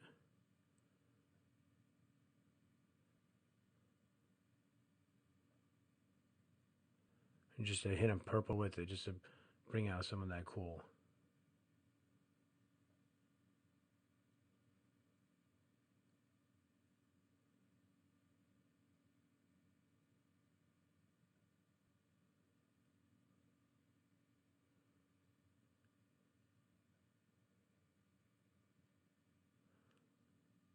This is a light magenta coming through over that flesh tone. Get a nice little blend right there. A little bit of purple.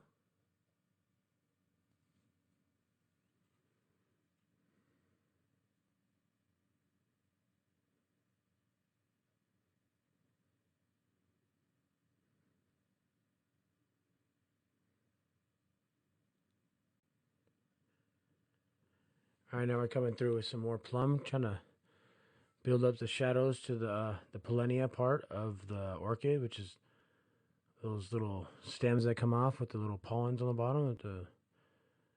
I just recently found out they're just called the pollinia. I hope I'm right.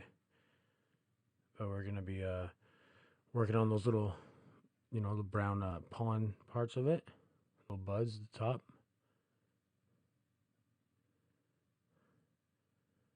Still coming through with that plum. Just trying to build up some of that petal in the background.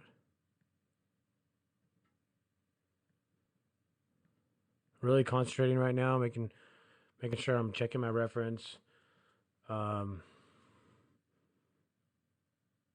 really worried about anything else that's going on right now except for the part of the tattoo that I'm working on right now.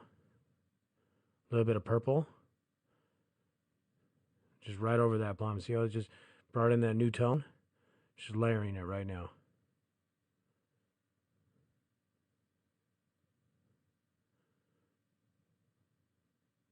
Using that side of the mag right there, just running a line. Not too bold, but definitely giving you some direction.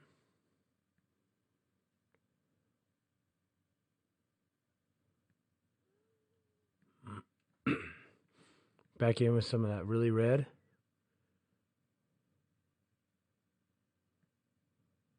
Now, if I were to put that really red in there without that purple and that plum, it would be seriously bright. But being that we put those darker tones in there, it's just, it's not overpowering because of the purple and the plum that was in there already. Coming through with some more of that really red. Now I'm just getting in here with some of that dark magenta.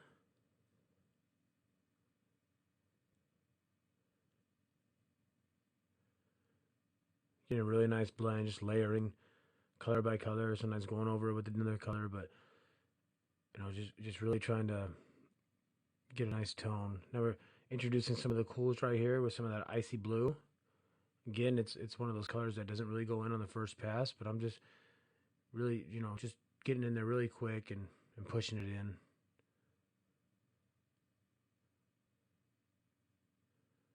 Kind of layering over that last 30% of that red that was there, bringing a little bit of like a purple look.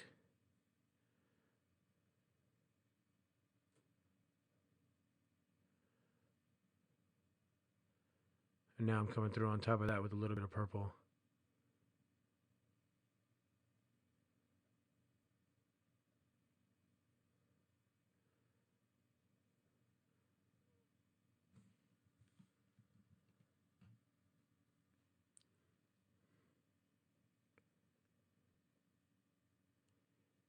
Again, introducing some more purple into this piece.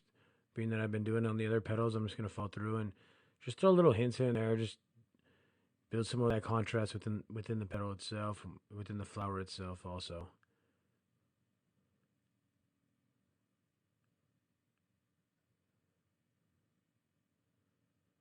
Introducing some of that seafoam green into the top. It's a really nice color.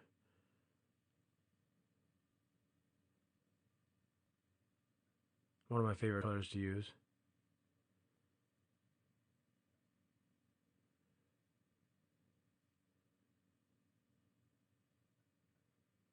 Now we're getting through with some of that bright orange, just kind of getting the background of that one stem that's coming out of the plenia, the center of the orchid. It holds those little pollen sacs at the end.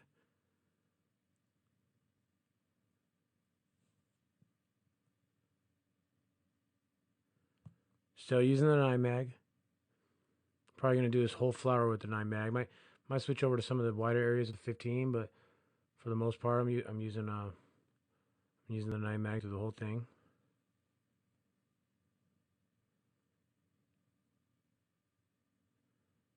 Getting some of that golden yellow in is really going to warm up some of those stems that we have coming out of the center of the flower.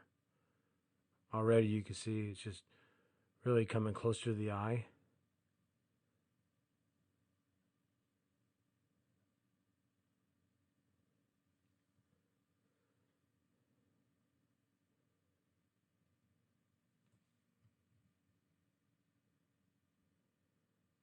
Coming off the center with some of that burnt orange just to blend off into that orange and yellow that we just did before. Just just another couple tones darker just to give it some depth. Show that it's actually coming from the center of the flower.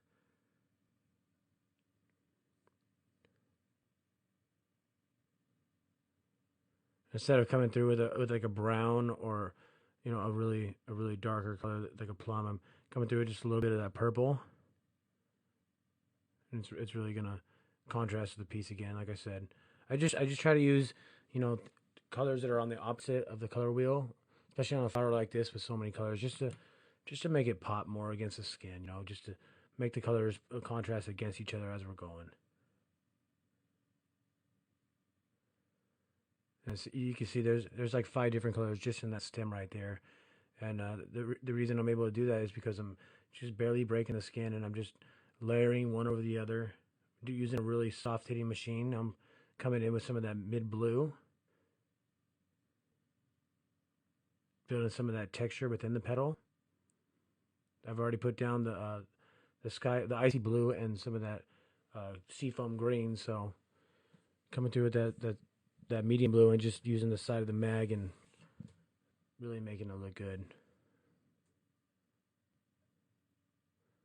Notice I'm using black right next to the oranges and yellows that I'm doing. So I put down a lot of A&D ointment, and I'm just wiping away from it or just dabbing off the skin instead of wiping into the color, because we just did it. The skin's still open, and it's really easy to mud up your colors if you do that. I know later on when we get to the girl, she's predominantly blue, and so as I'm getting to her neck with all the blacks and the blues, I'm definitely going to cover up with a paper towel the majority of this flower so I don't wipe into it and mud it up, because the blue and the blacks and the greens and purples are definitely one of the strongest valued colors, and they will mud up the rest of them, especially the warms, the yellows, the oranges, and stuff like that. The really light valued tones.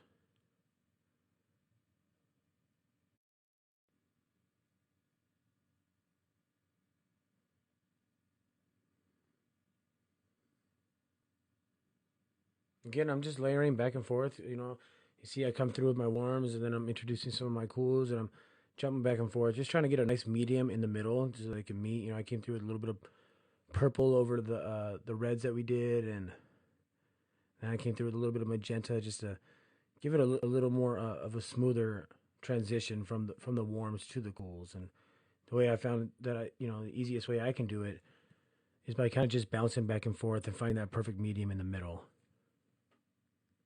If you look at the reference up on top, you can see that there's a lot of warms, and there's a lot of cools in the flower. The flower is not going to look exact because I don't want it to be so.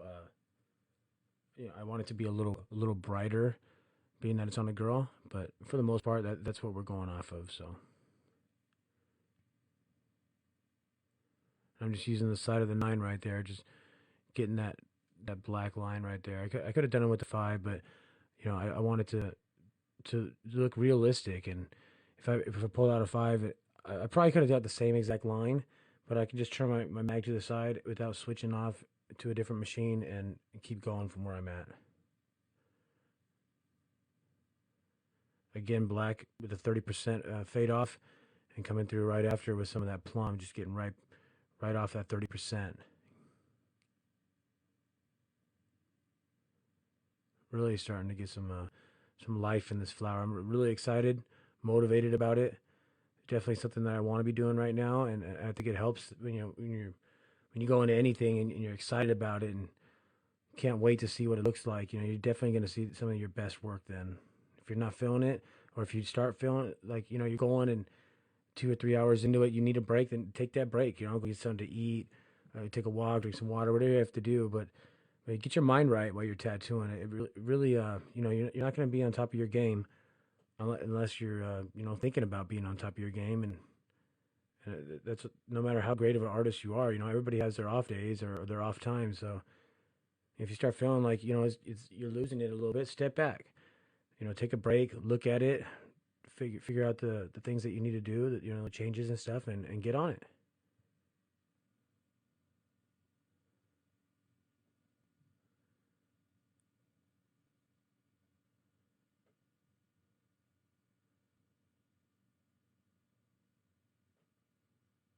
Filling in some of those pollen sacs with a dark brown that I have.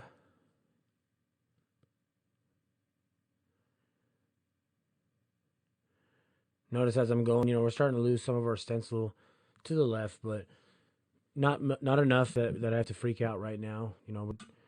Luckily we're moving right to left in the counterclockwise direction, so I'm still getting the things that we need to see. The next piece over, which is why we go right to left, because I'm right-handed. If you were left-handed, I would suggest going left to right.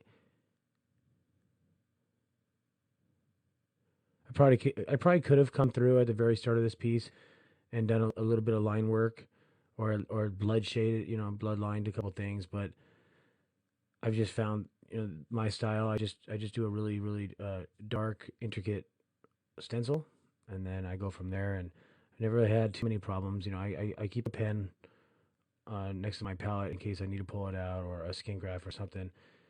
And that way, if I start losing it, I can just stop for a second and draw back on it and get back to the area, and I don't have to worry about it too much.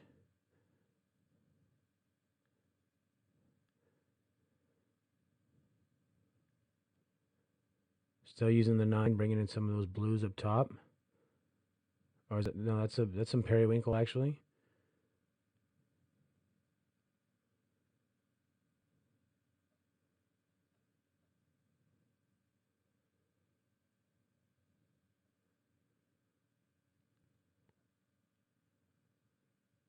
Now we're getting through some of that medium blue right off that 30% of that periwinkle, just layering right over it.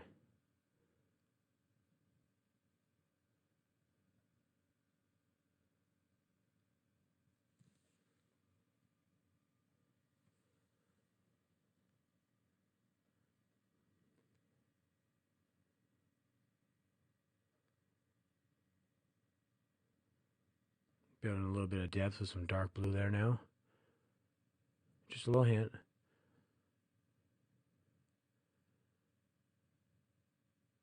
Coming right off of that with a little bit of red.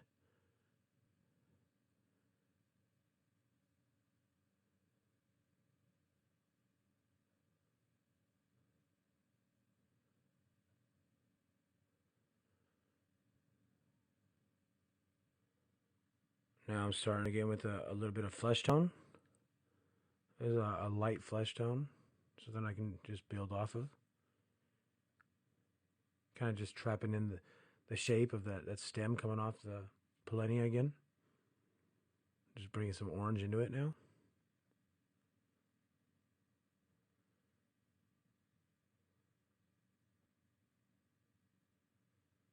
And I'm just barely breaking the skin here. Just introducing a little bit of purple to contrast right next to the orange we brought in.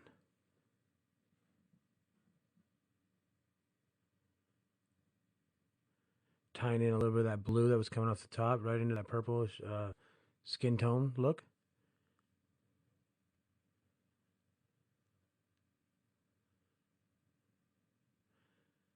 Again, the reason why I try to get most of my pieces done, I'd say 80 to 90% of the time before I jump to the next, is because we're not working on paper, we're working on people.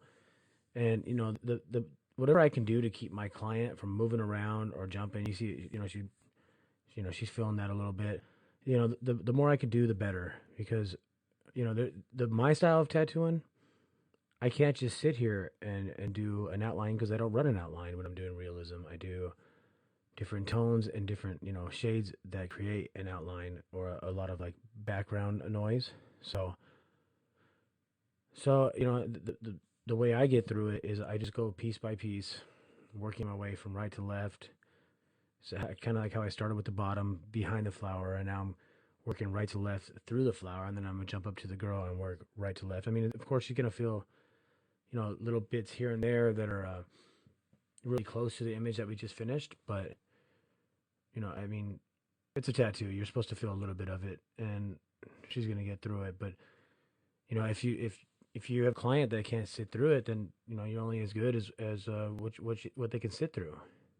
So I try to do everything that I can possibly to make my clients feel comfortable with the less pain as possible, which is why I'm going through and I'm just getting or all the petals as I go to about 90% without the white. And as I'm going, I'm checking them. You see me bouncing back and forth. Might need a little bit of green here, a little bit of different tones here and there, but for the most part, we're getting to to where I'm comfortable with, and I can move on to the next one. All right, we're starting with the next petal. I'm getting in with some blood red. It's a nice dark valued red.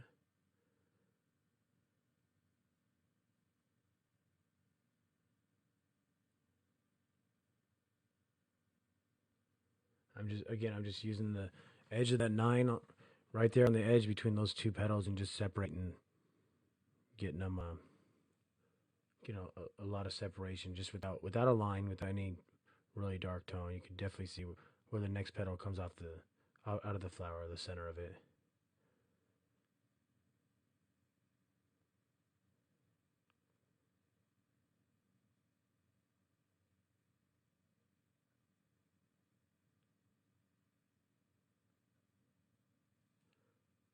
Coming through with some more of that tangerine.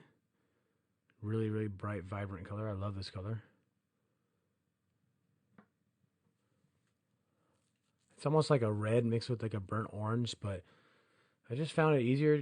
The more colors that I have, the more availability I have while I'm tattooing, and I don't have to think too much about how I'm going to make this tone, how am I going to make this tone. It's right there.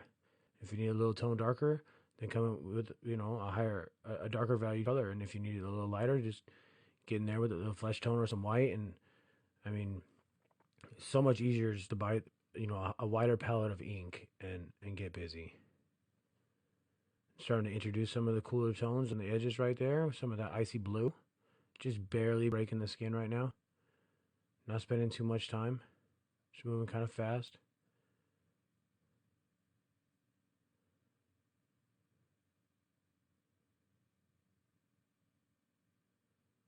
We've been doing a lot of layering on this pedal right here, so I'm just kind of like picture just putting down a foundation, and I'm gonna start building on top of it.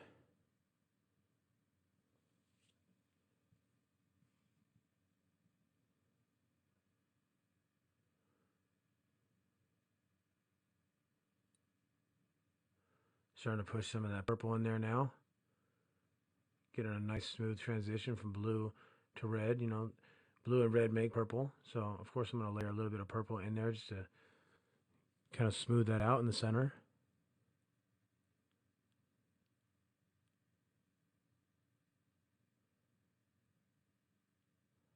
This is what I was talking about when I'm talking about layering. We're getting some really really nice blends, and this flower is going to be amazing when we're done. I can already tell. I hope that you're enjoying what you're watching and learning how you can just brush on the skin. A lot of people would think that when they're doing color, they just have to smash it in there and push so much harder.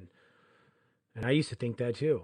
And my tattoos would come back and they wouldn't be as vibrant. There'd be scar tissue, and I was wondering why. And the truth is, yeah, you need to fully saturate the piece and you need to fill it in like almost like you would like a solid black piece. But at the same time, you don't have to you don't have to push harder. You can just make a couple of extra passes as as you're like pushing a little lighter and get really really really nice blends. So I'm introducing some golden yellow right up here on top. I know there's gonna be a lot of white in this petal right here, so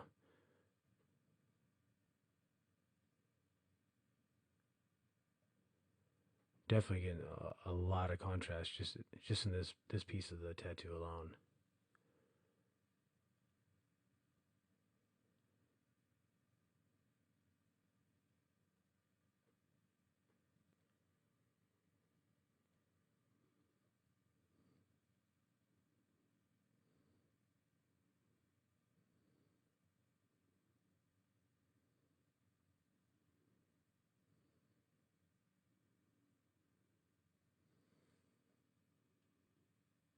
Remember, once I come through with all my white, the tattoo's really gonna have a real serious highlight. So until then, it's gonna look nice and bright, but it's not gonna be as bright as when I do the whites at the very end. And that's just something you have to just trust yourself as you go on. If you're a beginning tattoo artist, if you've been tattooing for a few years, then you should already know that nothing comes together until about the last 10 minutes of a tattoo, and then it all starts to make sense. You just have to know that you're following your stencil or the basic idea in your head, and leave it alone until you get back over here with the highlights at the end, and all just balance itself out. Getting there with a little bit of plum, just get some depth coming off behind that one petal.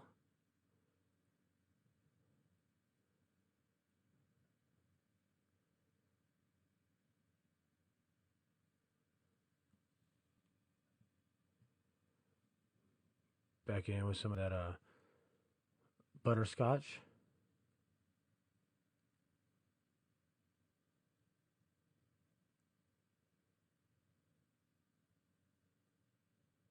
I gave that piece over there about 7-8 minutes to relax, and I looked back and seen, okay, it needs a little bit of warm tones right here, nothing too bright, so I'm using a nice muted tone, but it definitely did the trick.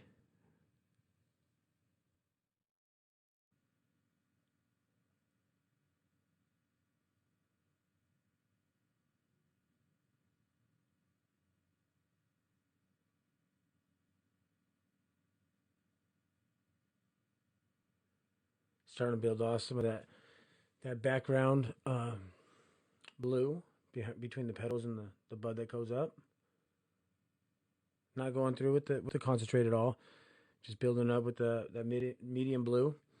And if I need to add some dark blues on the edge or something just to accent more of a shadow or anything, then I could do that later.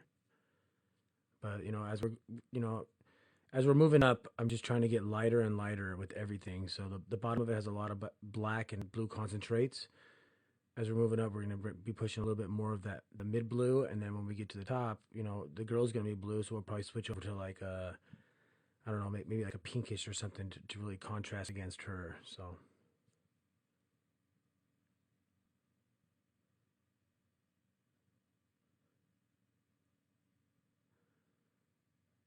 I got that to about 30%, and I'm gonna get right back over there with that light blue and just get right back into that 30%, get a really smooth blend, no dots, and another just getting from dark to light without seeing any dots or anything that's gonna trying to make this look like an art piece instead of looking just like an old fashioned tattoo.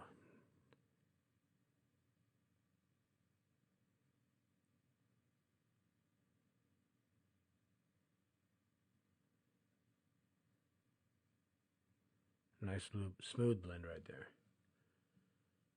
Let's wipe this down, see what we look like so far. The flower's really popping out. Definitely the focus of the eye.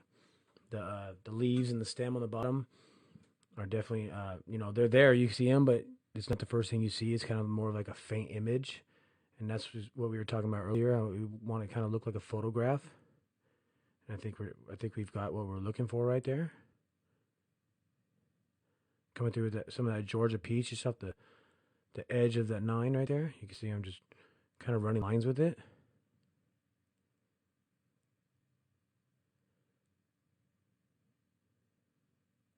Looking real nice. There it is.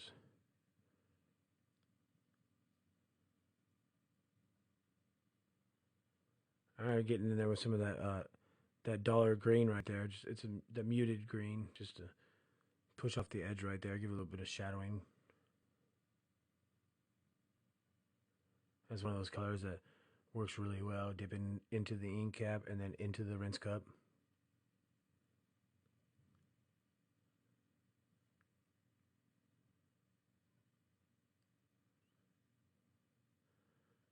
Now, if you ask me how I made that petal, what colors I used, I'd look at it and tell you, well, I used about 15 different colors, and that's really like that's the way when you're doing like a kind of fantasy style color tattoo like this with all the warms and cools that that's the only way to create something like this is by layering, not pushing too hard on the skin and just pushing color over color, just trying to get that nice medium between the warms and the cools.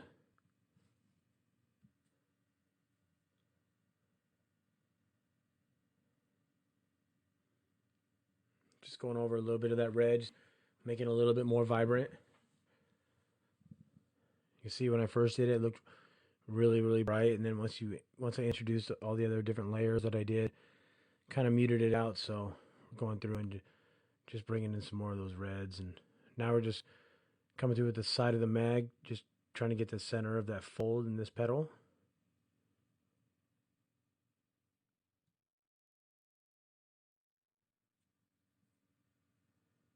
Just coming through with a little bit of black right there, just give some depth to those stems coming out of the polenia, center of the wild orchid we're doing.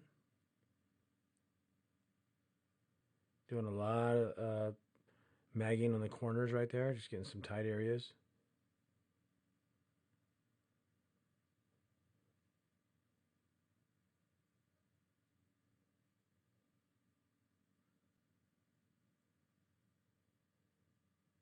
Just kind of brushing in that black, not spending too much time on it.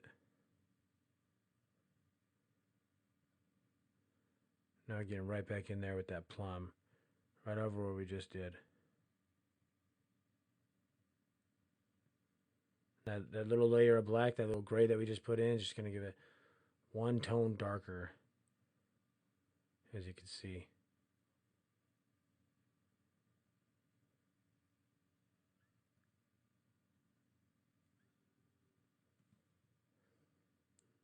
Introducing another color, some red, right off that plum. This is pretty much what color is. You're starting from your darks and you're working your lighter tones in as you go. Starting to build some of that fold right there, just using the side of the mag with that red.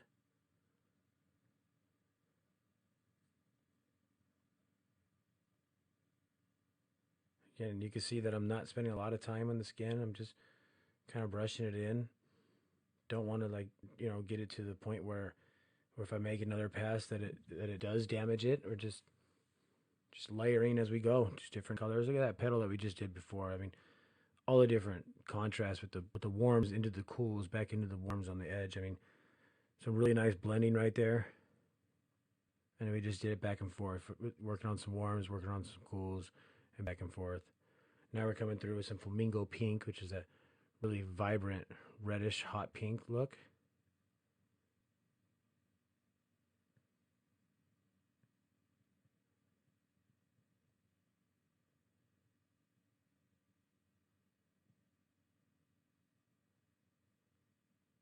Again, keep in mind it might look a little mudded up right now. We don't have our highlight in yet, and this is the way color looks until you get that white in there. And I'll be brushing a lot of white in with either the 9 or the 15 later, and doing a lot with the 5 liner, and really bringing it to life. We got 3 caps of white lined up for this piece.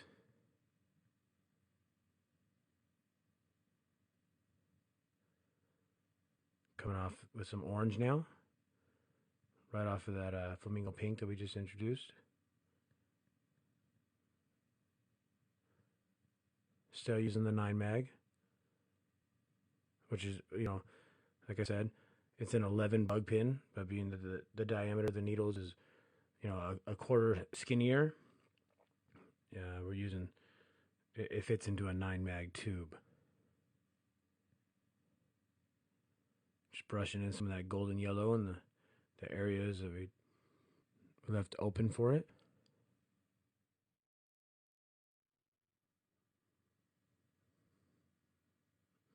Already, just off those little pieces of yellow we put in, it already really warmed up the piece. Now we're going to start introducing some of our cools just right off the edge right there. A little bit of that lime green just to start bringing out our cools to the edge. And we'll get those down, and we'll get in the center right there and kind of get that nice medium and blend that out again like we've been talking about this whole day. Some of that avocado green, you could tell the ink cap's starting to get dried up. So luckily this is our last petal, otherwise I'd either stop and pull out another cap or throw some witch hazel on top and mix it up a little bit. But being that this is our last petal, I think we'll be able to work through it without having to set up another cap or mess with it at all.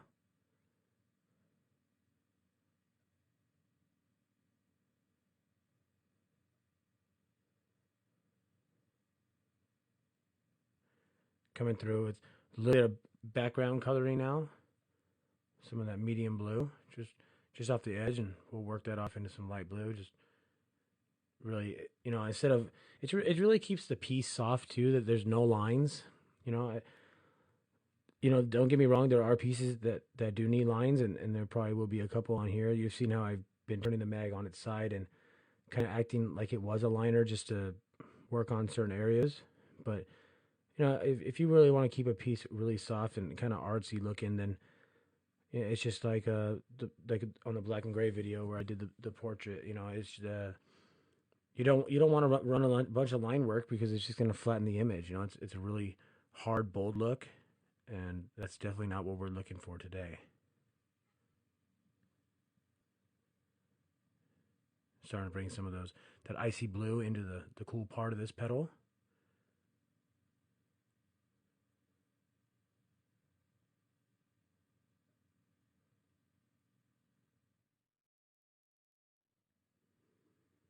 Back in with that golden yellow. Start working that edge.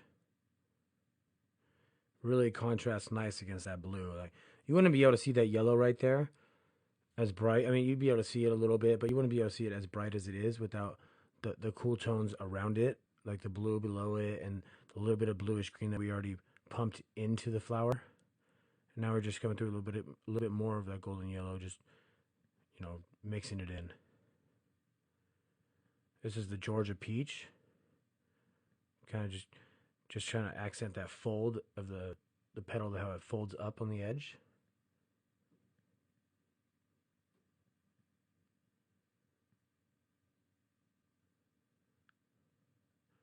Building some of that texture with the sides of the mag.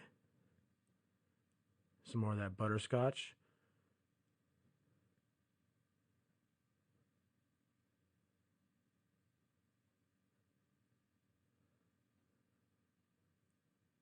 Taking that shadow all the way down with the real light icy blue. Not taking it all the way, just almost to the edge, just to so your mind almost believes that it goes all the way, but it's not. It's just going to keep it soft. This is the light flesh tone that we're using.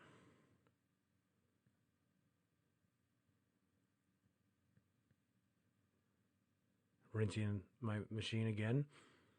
Wipe this down, see where we're looking right now. Looking through, making sure any of the other petals need any little touch-ups or anything while we're down here.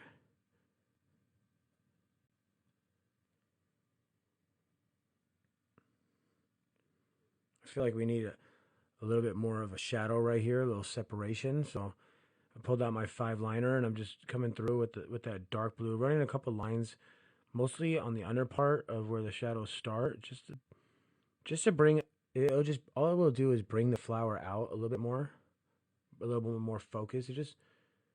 That's all it's really much doing, is just bringing that flower a little closer to your eye. Not outlining the whole piece, just little pieces here and there. Mostly they're going to be on the right side of the petals.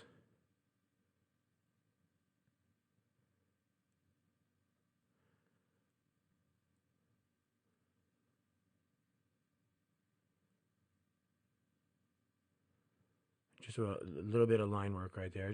Just kind of hardens up the centerpiece and really softens out the edge right there. A little bit of a lighter blue right there. Not taking it all the way to the edge either. Just keeping it as we're going from the edge and just blending it off.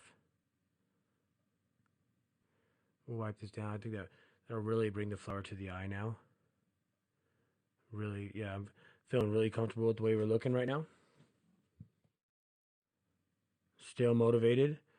If I did feel like I was needing a break or something, I would take it, and then I would get myself right and get back on it. I understand, sometimes you're on time limits and things like that, but definitely better to take the time and do the best piece that you possibly can, because I mean, 90% of my tattoo work is word of mouth. People are walking down the street, go to the supermarket, somebody sees it.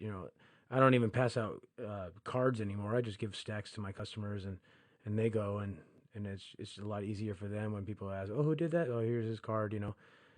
Once or twice a day somebody comes in and has a card gotten from one of my clients that just random places everywhere. And the only way that works is by me doing the best that I possibly can with every single tattoo, and not getting to that mode where you're in a hurry and you want to get done. So I'm just building a little bit of texture right now with the 5, coming through with some of that money green. Just kind of like tightening up a couple little areas here and there.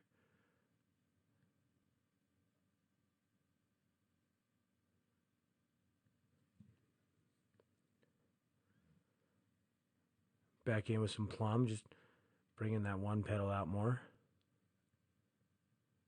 That's what I was telling you about. Just get in there, magging and everything, and then the areas that do need to be a little tightened up, then you just come through right over it with the liner, and it just brings whatever parts you hit just a lot more tightness and brings it to the eye.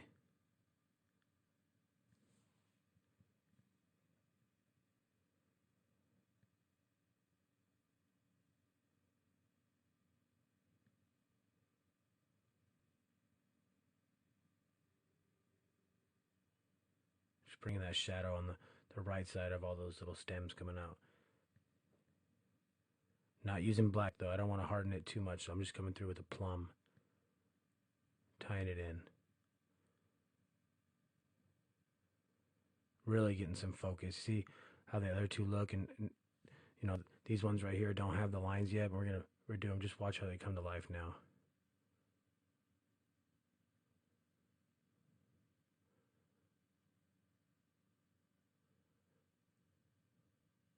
Being that the whole flower is such a soft piece, you come through with that line, and you start pushing them through, and it really really just brings it so much more forward than the rest of the piece, and that's what we're going for.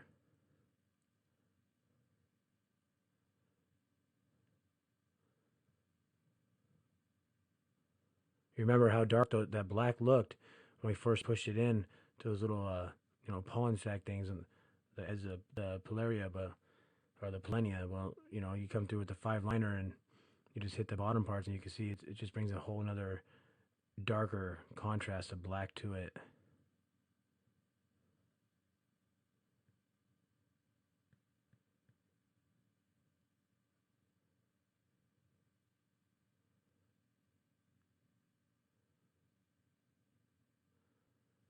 The reason I'm outlining this is because we're going to go ahead and start pushing that black from the neck of the girl down, and I want to make sure I don't go into my flowers at all. So I'm just going to run some line work on the very tops, and then I'm going to go ahead and cover up my flowers so we don't mud this up with all the blacks and the dark blues that we're going to be pushing in right now.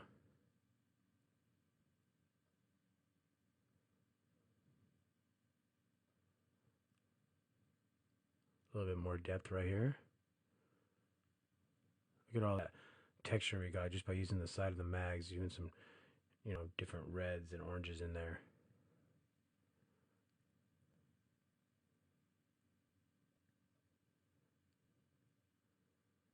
This is just, all we're doing pretty much is just sharpening up our tattoo. And, we're doing it with different tones, but all with the liner. So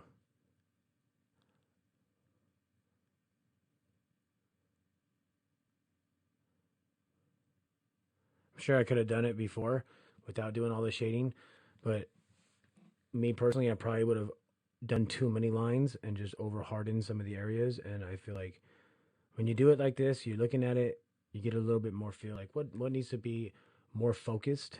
That's all you're doing when you're doing line work. After you've done soft areas, just bringing out some more focus. And if everything's focused, your eyes don't know what to look at.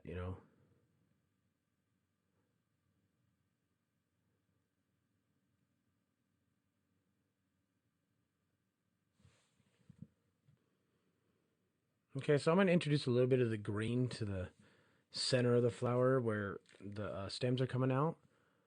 I do this to most of my flowers, and even if the reference doesn't show it, but this one actually does, you can see a little bit of the green coming from the center up.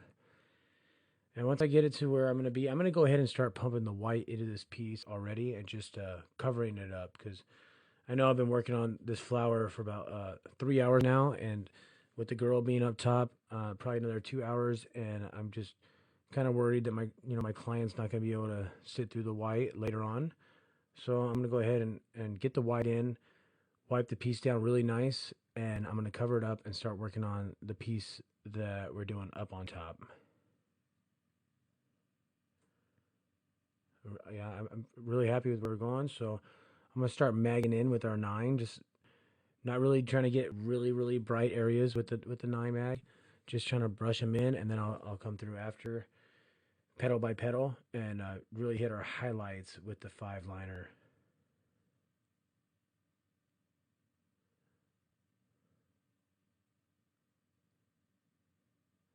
Again, using a lot of direction with that 9. You can see I'm just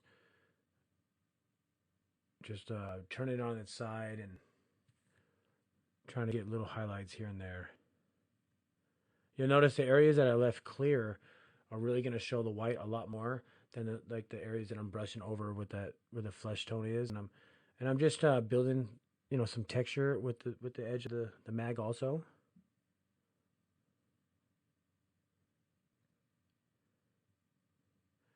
Some of the areas I'm spending a little bit more time if I want to be bright. I'm pushing a little more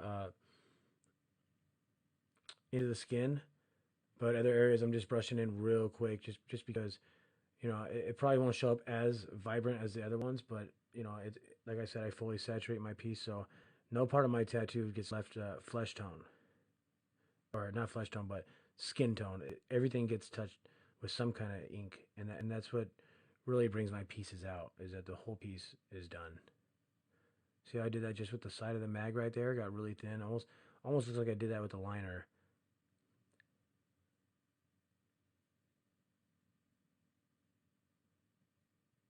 Turn the mag the whole way and got that whole curve right there without going out of the line.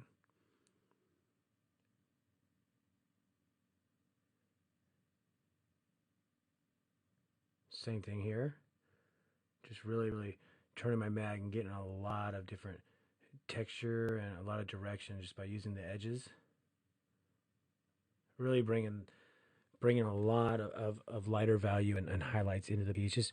Just compare that one to the one that we're working on right now, and you can see just how much more bright and vibrant that petal is to the next. And this is what I was telling you when I was saying you have to just trust that you're ready and you can get that white in there.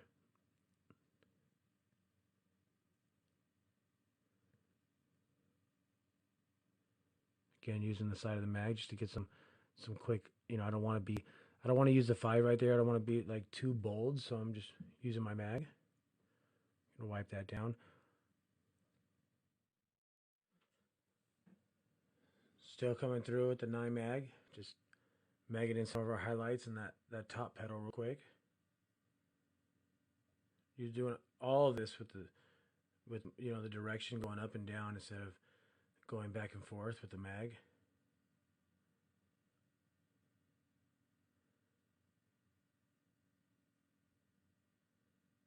You see, I'm really not spending a lot of time in the skin unless I really want it to be bright, like right there.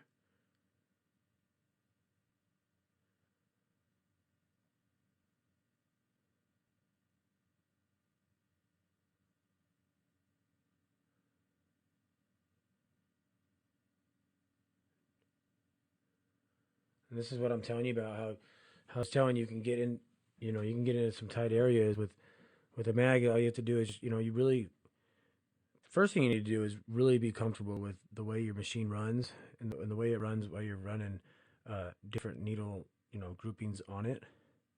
I use a 9 mag and a 15 mag almost on every single piece that I do. I mean, unless it's like super small and I can't, then I might get out like a round shader or something. But I'd say 95% of my setups is going to be a 5 liner or an 8 liner, an 11 bug pin in my 9 mag, and a 17 bug pin in my 15 mag tube. And if I need to go bigger, then I jump up to either a 25 mag, a 35, or a 45 mag.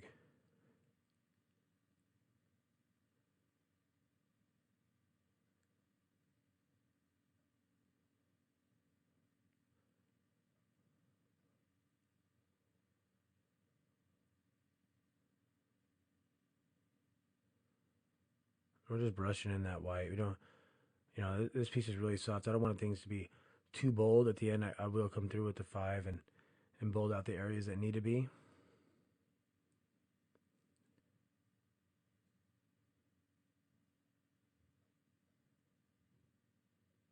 Start to get some highlights in the top right here of this petal. Really going to contrast nice when we start pushing that black and blue behind it where the girl's neck's going to be. I'm constantly trying to like tattoo like I'm playing chess. I'm concentrating on what I'm doing, but I'm always trying to think 2 or 3 steps ahead. Like, how's this gonna look next to the background, and why am I gonna pick this color next to this color with this color behind it? And I think the more you think about things, as long as you're staying focused on what you're doing, I think the better your tattoo's gonna look. If you keep so many people probably just show up, look at a tattoo, and put exactly what they have in front of them on the person, and it's you can get away with it for a little while, but to have your own artistic interpretation and to know that okay, well, if I introduce this right here, it's gonna make this piece so much better, and a little bit of flow on the bottom like we did with that blue, and I really think it adds so much more to the piece. It could be just a simple tattoo, or it could be something that you can have like pride and really feel like you're doing one of your best tattoos ever, like this one that we're working on right here.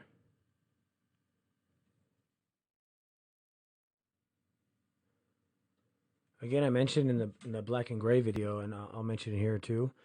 Um, I use a variety of different machines. I think that buying high quality machines definitely has stepped up my level of tattooing.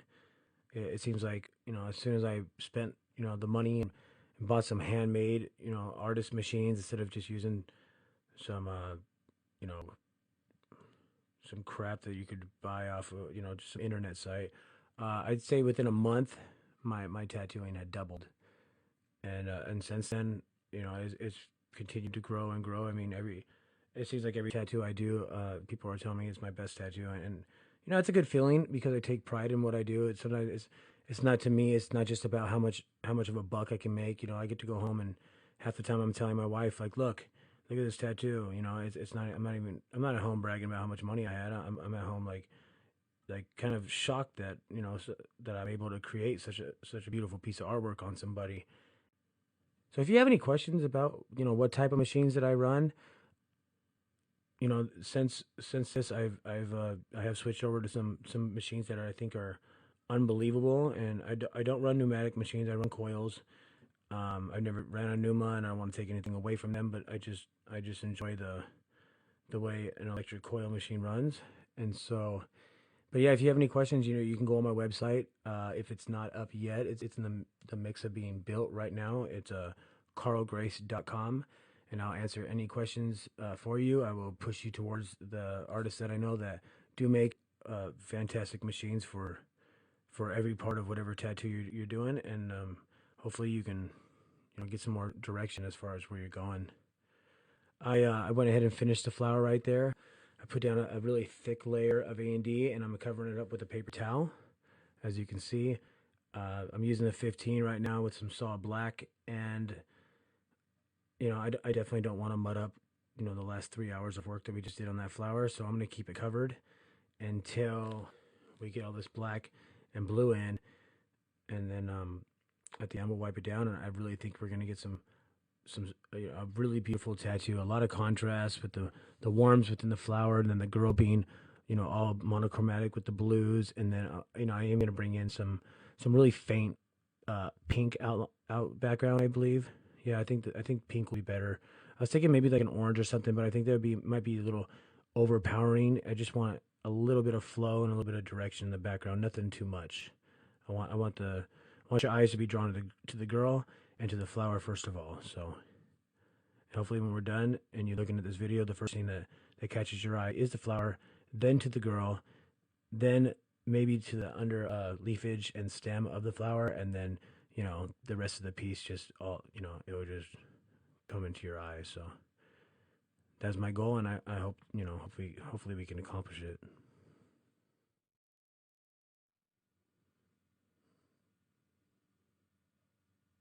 So for this part right here, I'm just looking up at my stencil, my reference, and I'm just looking to see where the dark black areas are.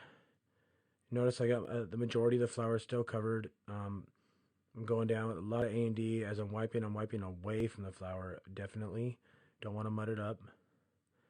And we got a lot of black in this piece. If I was doing a black and gray piece like this, like the reference shows, and you'd see all that neck. I would be pushing in a lot of solid blacks into it. But nothing changes. Even if I'm doing a black and blue face like I'm doing here, I'm gonna come through and I'm gonna add a lot of blacks, and then I'm gonna feather off about 30%. I'm not making it anything too like firm or like really crisp edges. I'm just keeping it soft. That way I can introduce my blues on top of it, and it won't look too hard, or the blend will be still be nice and smooth. So I'm just gonna keep coming through here and building all those really deep shadows, pushing a lot of black. We're gonna be pushing a lot of blue concentrate also.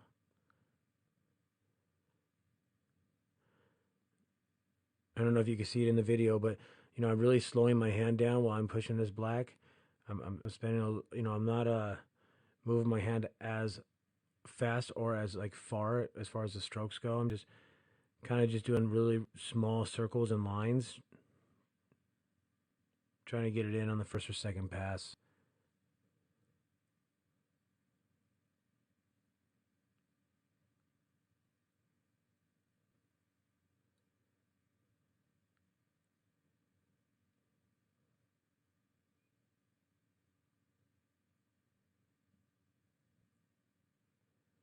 Starting to build that shading right there between the neck and the chin. Trying to get a little separation. Don't want it to be too hard because, like I said, we are going to introduce some blues right there. So just kind of getting the light grays up top, and then I'll start building the blacks under the chin where the light's not catching.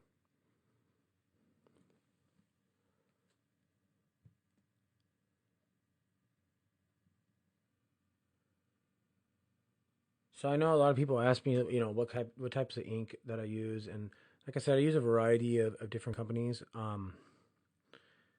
The black that I use is dynamic, and that's pretty much the only black that I use. I've tried a lot of them, and I'm not saying that it's better than the rest. I'm just saying it's better as far as what I know and the style of tattooing that I use. So I use dynamic black. I say my main palette of colored ink is Perma Pro. It's it's it's a little more expensive than the other inks that I use, but I've done 7 8 hour sessions with the ink out, and I think I maybe one or two caps had dried up on the top, and the rest of them, yeah, I think it's more of a more natural pigment. Still get a lot of bright colors. You definitely have to be a professional artist to order from the company. Is from Studio One in Canada, and but I'm happy with spending the money on it because I know the ink, and I'm familiar with it, and it does what I want it to do.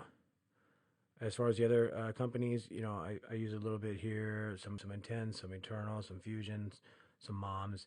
It really all depends. I think some of the companies have some amazing colors, and some of them I don't really care for. So it's just a trial and error. And I didn't start with 4 ounce bottles when I was trying to figure out my palette.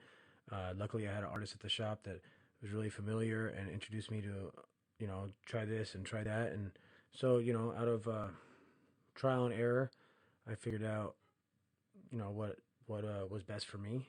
And I think that's the only way that you're actually going to find out what is best for you. Also, it's just buying ink and trying it out. Buy the little 1 ounce sample sets if you have to. You might find that you love one color out of 10, or you might find that you love 9 out of 10. But the only way that you're actually going to find out, because everybody tattoos differently, is by actually trying it out and to figure out what you like and what you don't like. Still pumping black in here, just trying to build that shadow. You can see it's not completely saturated with the black. When we first started, it was nice and solid black, and now I'm just coming through, just kind of giving it about 80% because I'm gonna get right back over there with that blue concentrate and really start introducing the blues. But we're definitely starting to see some depth from the chin and the you know from the neck all the way down with that shadow.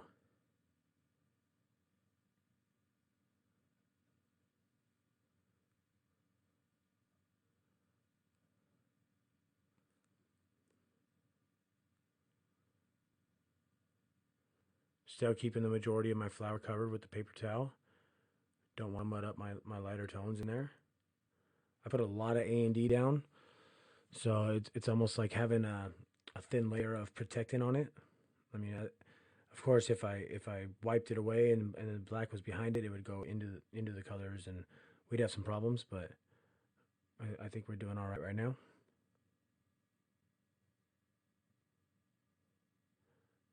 Again, I'm using the 15 mag because I feel it's the most sufficient for filling in like a solid black or solid color areas.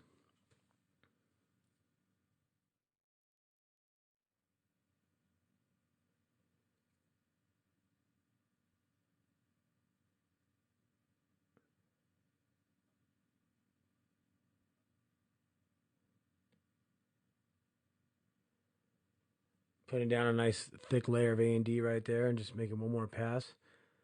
I don't want to damage the skin, so I'm not spending a lot of time on it. I'm just moving my hand kind of quickly. Don't want to, you know, I don't want to scar any part of this tattoo. So I think that's another thing you need to keep in mind while you're tattooing is, if you think, oh, it's gonna look great if I make two more passes here, well, it probably isn't. It's probably gonna look like ass, and it's probably gonna heal up, scarred up, and then instead of letting it heal and just doing a quick little touch up or something, if you feel like you're damaging the skin too much, now you have to give it a couple months and then hopefully just get back in there without damaging the skin. So my theory is, I do everything that I can possible without damaging the skin, without chewing it up, and then if it needs a small touch up, then so be it. It's better to have a small touch up than to have a small scar.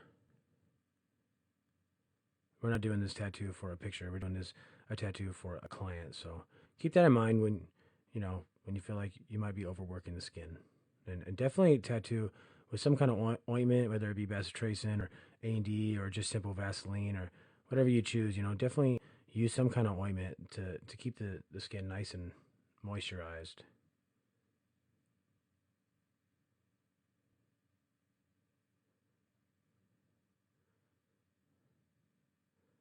Getting in there with the side of the mag, just kind of getting that shadow to that one bud that comes off.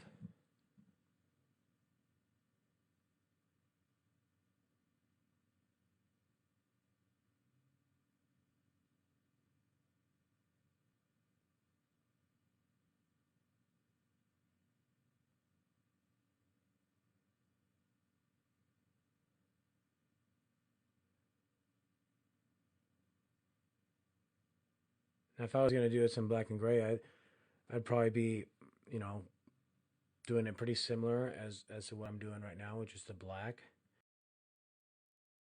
And then I come off with some really soft grays from there instead of doing the blues. But since we're doing this monochromatic, I'm just introducing a little bit of a lighter black, and then we're gonna get back into that 30% that we're leaving open. As you can see, it's kind of fuzzy with that blue concentrate. Like here we go right now, and it's really gonna tie in that black with the blue. Sometimes I even make a small pass over the blue, over the black with the concentrate, just to tie it a little bit more. But you can see it, we're already getting a really smooth blend just off that first pass with the concentrate.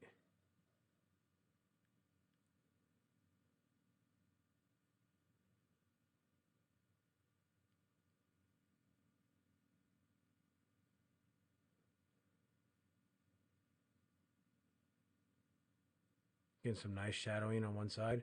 Definitely you can see the shape of the stem and the bud coming up, which is what we want.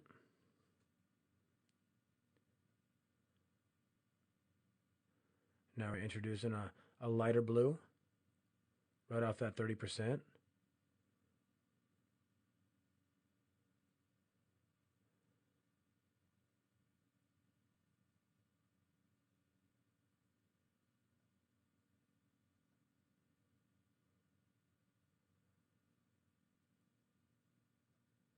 Spend a little bit more time right here trying to saturate the piece with that blue. It's one of the, like I said, it's one of those colors that doesn't really go in on the first pass, but first, it's second and third, and it's in there. But I'm not really pressing too much, pressure on the skin. You can see the skin's not really getting pushed down or it's just sitting there, and I don't even push the bottom of the tube in there. I just kind of keep my needles out just a little bit longer so I can just run off the needle instead of the tube.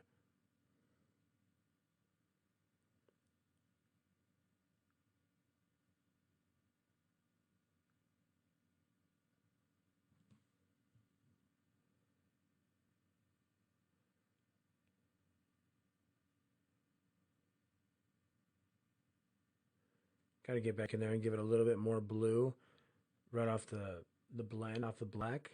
Otherwise, I think we're pretty much done on this part. When it heals up, you're definitely gonna be able to see the blue a lot more. But it's just like anything else. As you're tattooing, the skin turns red, and so red and blue makes purple, and it's gonna be a little harder to see. A lot of times when you're doing yellow on a tattoo, if they bleed, you'll see the yellow for maybe, I don't know, 5 or 6 seconds, and then it'll go orange or reddish because it's the blood and everything's overpowering the really light valued tones. Same with the seafoam green and a lot of like the lime greens and things like that. And I've seen a lot of people damage the skin by thinking it's not in there, but that's what I'm trying to tell you about that 5 or 10 minute rule. Give it a couple minutes, and work on to the next area. Don't let it bug you. Just move on. And if you feel 5 or 10 minutes later when you look that it needs another pass, then do it. But it might not. It might just you might look at it and say, "Oh, good. I'm glad I didn't make another pass." And the less passes, the more vibrant the color is going to heal, and that's ultimately what you're looking for. Getting a really nice glare on a shadow right now with these light blues.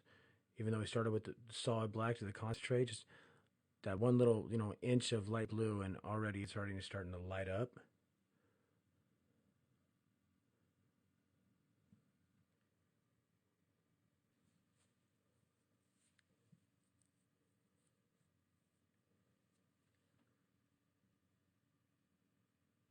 Just kind of tapering the blue off into nothing now. This is the icy blue, just the lightest one that we're using. If I needed to go lighter, I would just dip in there and then dip it in my cap of white that I'm using to mute the colors down, and that would be that. A little bit of water just to thin it out.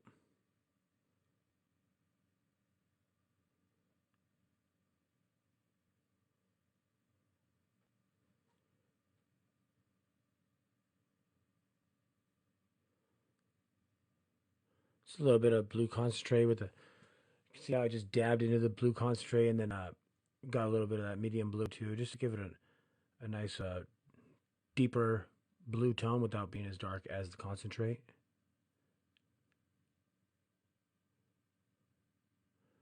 And I'm just brushing that blue right over that black, just giving it. It almost looks like it's the same tone, but it's not. And when it heals up, you'll definitely be able to see the difference.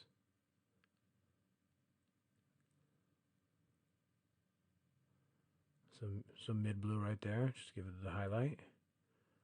That looks really nice.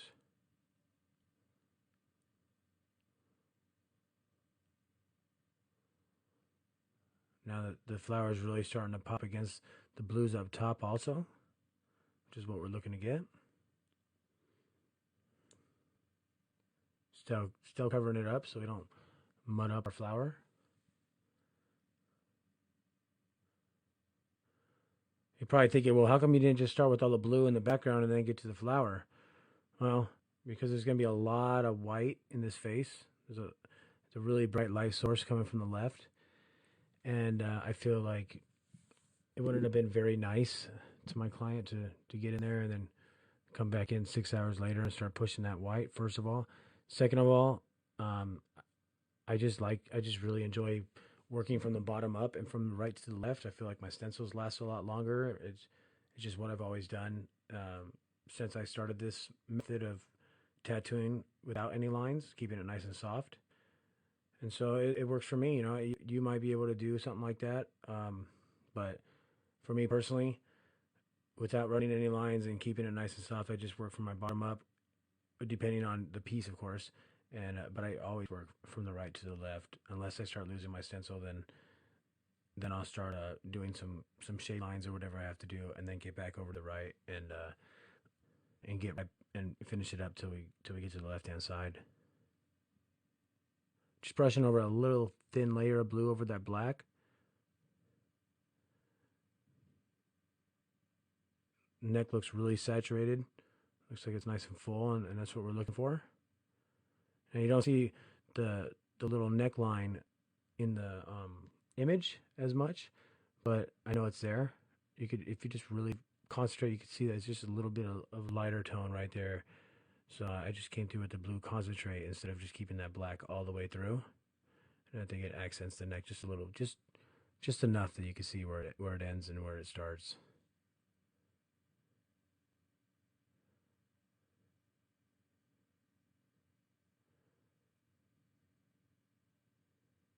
Building up a little bit of, a little bit of flow right here on the background. Don't want to just end with, the neck right there. I want to keep this thing looking like an artsy piece. Introducing a little bit of our mid blue. I'm not going to take the blue too far up because, the girl's face is going to be blue too. So a lot of the background is not going to be blue. Like I said, I'm going to introduce some of those pinks. Something just really faint and soft, but still we're just gonna add a little bit more right here, and then get back on the face, and that'll be it for the blue for the background right here.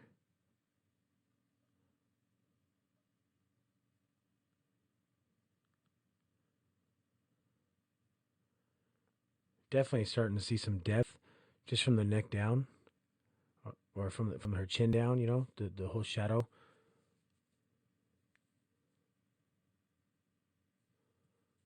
I'm gonna come through and hit this bud real quick before we get any further, and just magging these in with my 11 right now.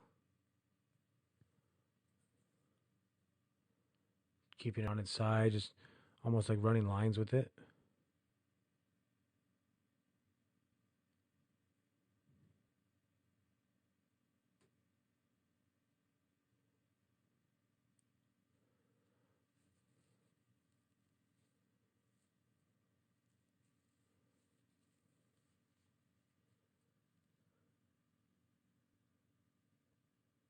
Still using the black, just kind of building that back shadow where the light wouldn't be falling.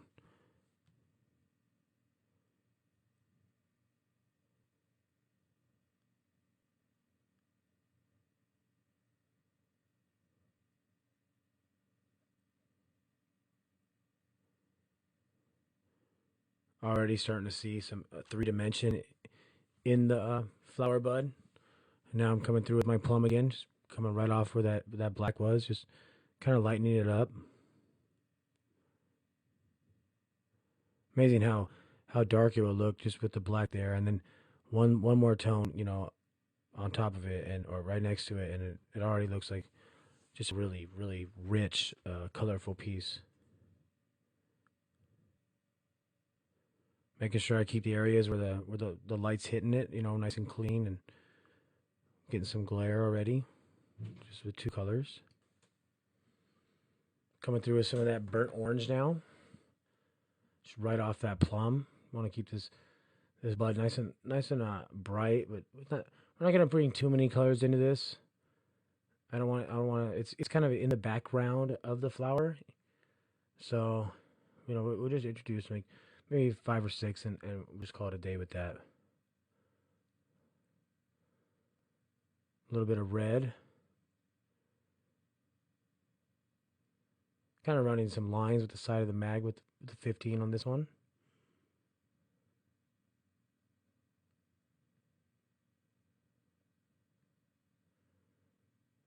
A little bit more plum just to give some depth on this one.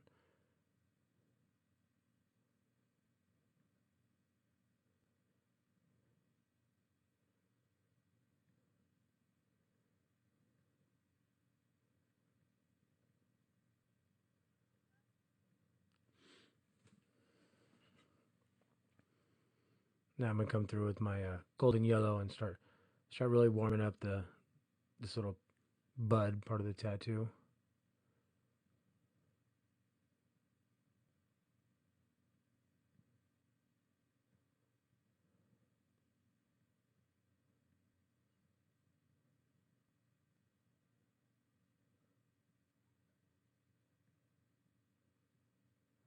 All right, so now we're gonna get back over to the neck right here and start introducing some of our lighter blues.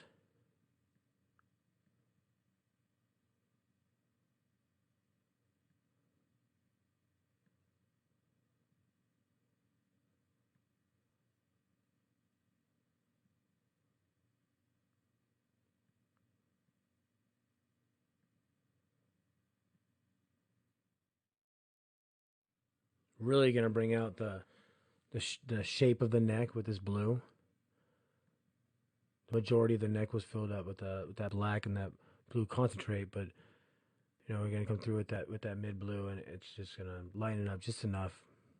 Your eye will follow it, and it just appear like that's the way the neck goes.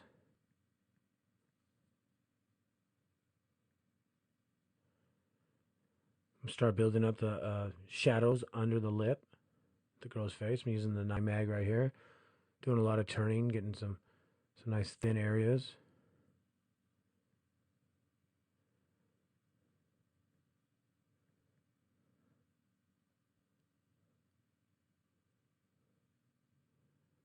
Again, I'm turning my mag so that I'm able to follow that line all the way through without going out of it. And then I'll come through this way and just start filling it in to the edges I need.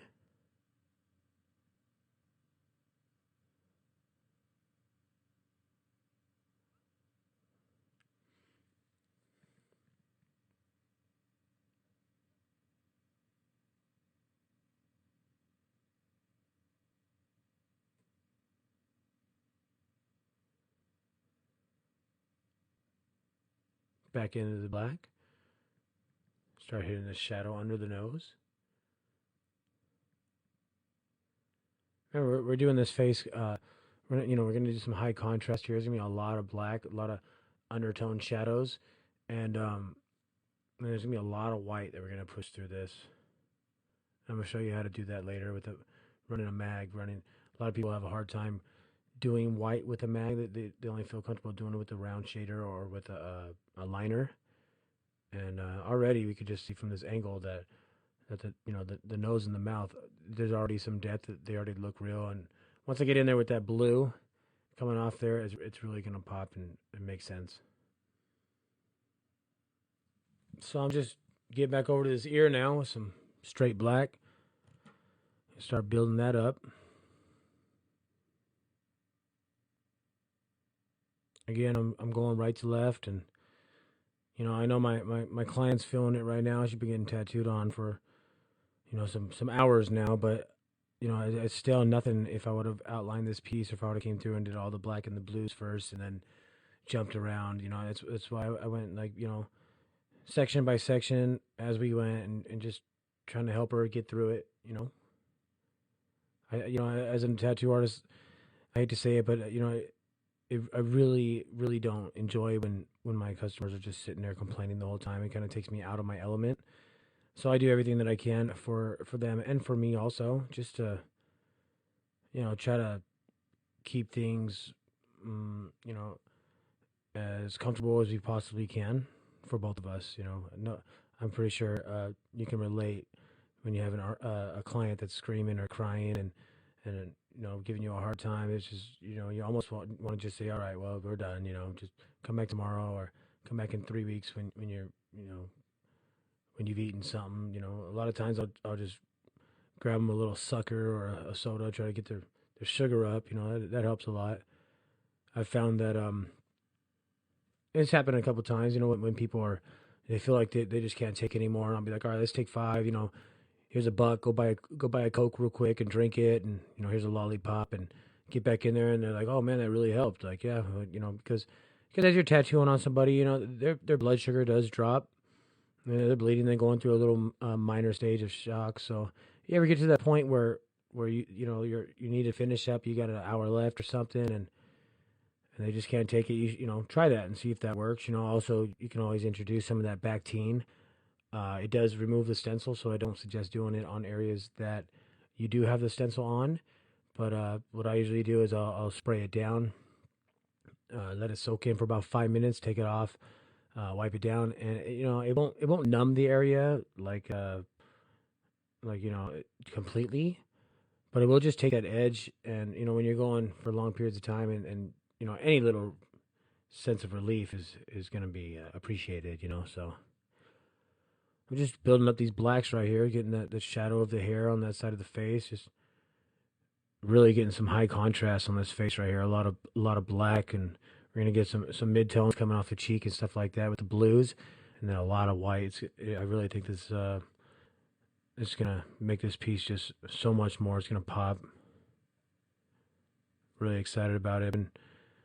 Been you know, planning out this tattoo for about 2 months now, and changing little things here and there, and photoshopping, flowers and stuff, and you know, I feel like this is gonna be one of my best ever, which it excites me. So it keeps my motivation up, and like I was telling you earlier, like motivation take you a long ways in this industry, and anything else that you're doing. You can't go to work and just assume that you're God's gift to everybody. You got to stay motivated. You got to want this, and if you stay that way and actually live and love what you're doing, then you're definitely going to see some growth, because you love it. It's your passion, and you're going to stay with it.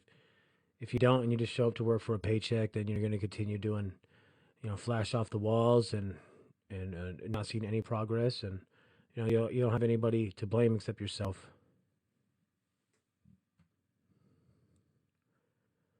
So I'm just still pumping in that black with that 15 mag. You notice, I don't know how fast it's going to show in the video, but you notice how I'm spending a little bit more time in the areas. I'm not just brushing back and forth, just building. I mean, these need to be solid black. So really trying my best to get them in on the first or second pass. And the way I'm doing that is I just slow my hand down. I just tighten up my circles or my lines, whichever way I'm filling it in, and pressing a little bit more, on the skin, but not too much. I'm still not like bottoming out with the bottom of the tube. Still just keeping the needles in the skin and not the tube running on the bottom, and just going from there.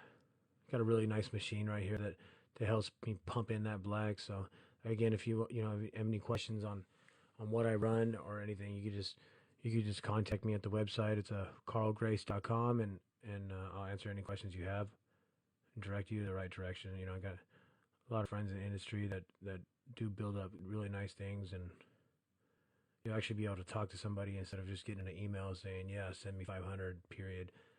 So I don't deal with people like that. I deal with people that are a little more humble, because that's the way I am. So when people start getting that big head and thinking that they don't need to be on a first name basis or any of that, then I go ahead and dismiss them as a part of my you know surroundings.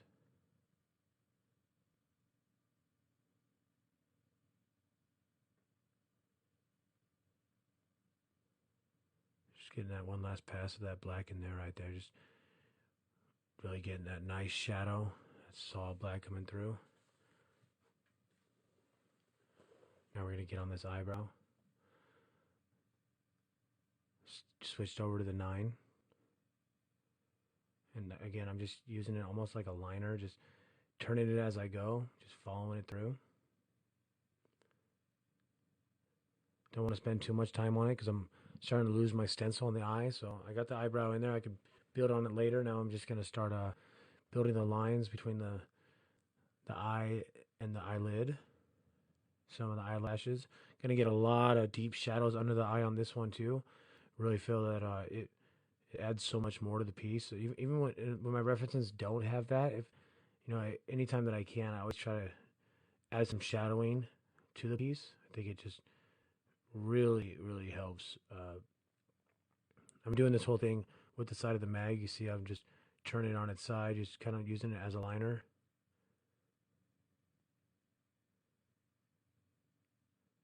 That's the only way you're going to get like really, really soft grays and blacks going through it. You see that?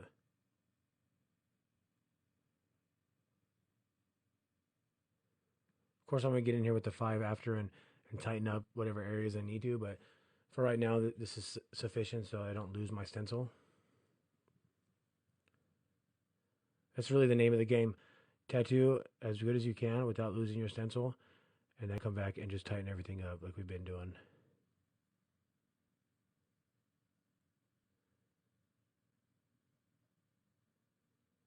Just getting all the black in, then I'm going to come through and introduce the blue.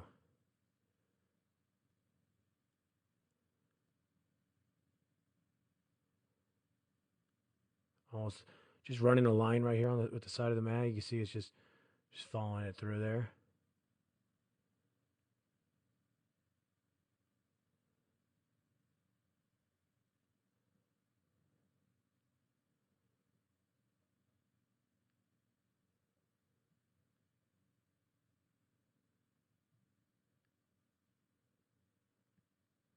Not really spending too much time in the skin right here. Just kind of want to give it a little bit of the shadowing under, and then I can build up on it later.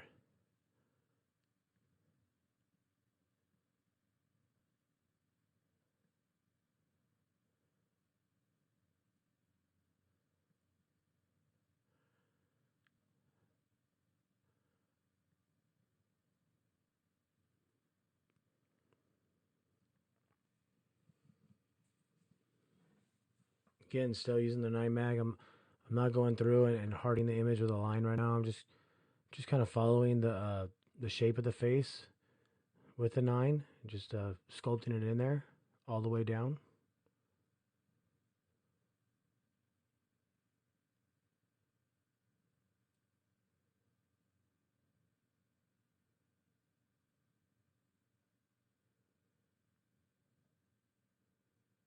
Let's wipe this down.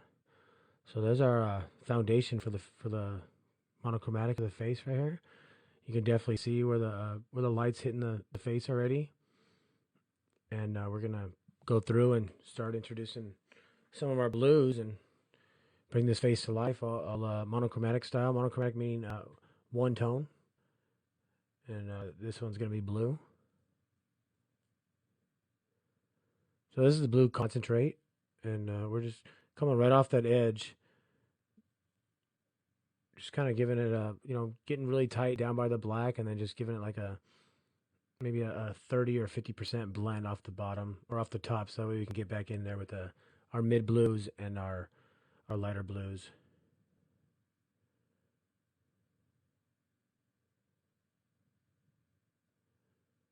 I know a lot of people that are scared to do color realistic pieces, including me for a long time, and I found, I feel really comfortable doing monochromatic. I could do some of the colors going through the faces, not like some of the artists these days that you see that are just unbelievable.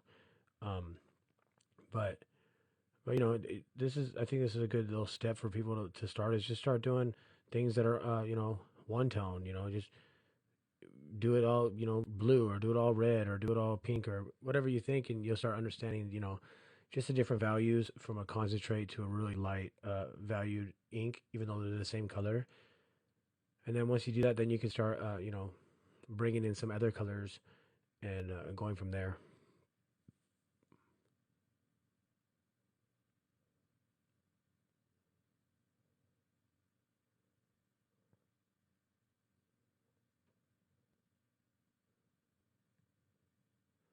Start getting that blue right there in that crease by the eye socket, just under the eyebrow.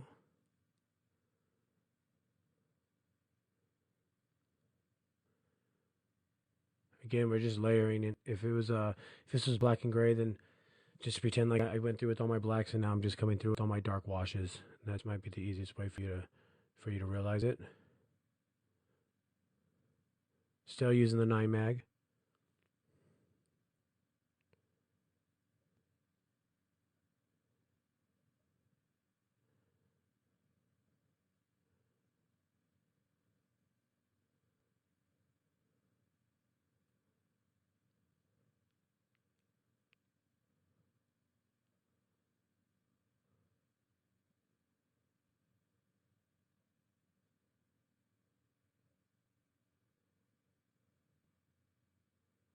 Just brushing it in, not really spending too much time in the skin.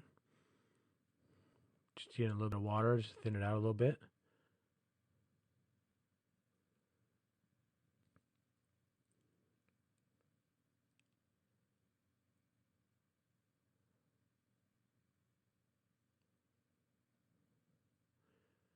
That right there was about 30%. I'm just brushing it in, getting it ready, kind of breaking the skin and just getting it open for the next color. Didn't just real quick pass with that blue, and now I'm start coming through with the other blues once it gets to that time, and start opening it up. Start building right off that 30%.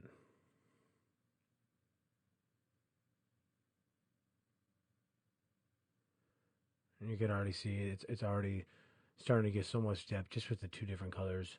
Same blue, but just the two different values of them.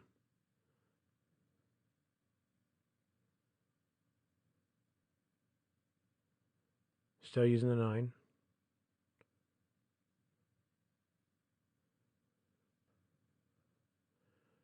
Really getting some depth in that eye socket already.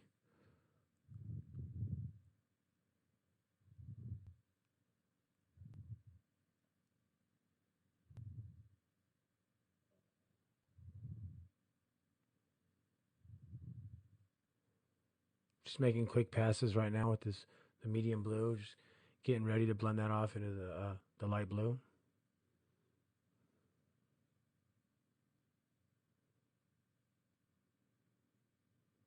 Kind of thinned out the ink right there with the water, so that I can just fade it off a little bit more, a little easier.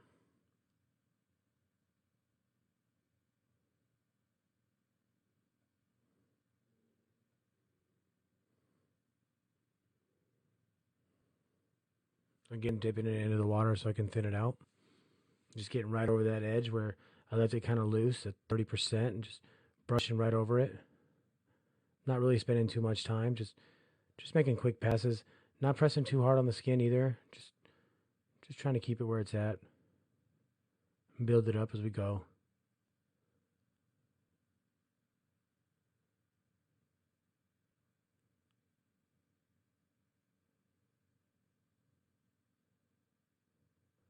Probably could have got in here with the 15, but I'm feeling like the 9's really being easy on the skin, and I don't want to damage it, so I'm just gonna stay with the 9 for right now.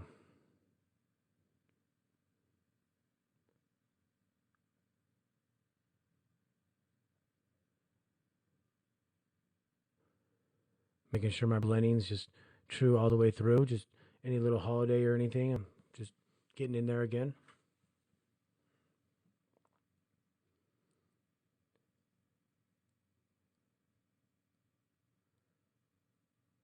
Notice how the black doesn't look as black as it did before. Before we started pushing the blue, it is just overpowering the piece. And now that we've started to push some blue around it, it almost just kind of like devalued it. It's not so overwhelming now. It's kind of softer, and that's kind of nice. And it just you got to keep in mind, every time you're doing a tattoo and you're using colors, that things might look crazy for a second, but as long as you're following your reference, it will lighten up and things will look right. Just introducing a little bit more blue concentrate here. Don't think it was dark enough. It looked dark before. Once we introduced that medium blue, I just felt like it needed a little thicker of a shadow. So I'm doing that.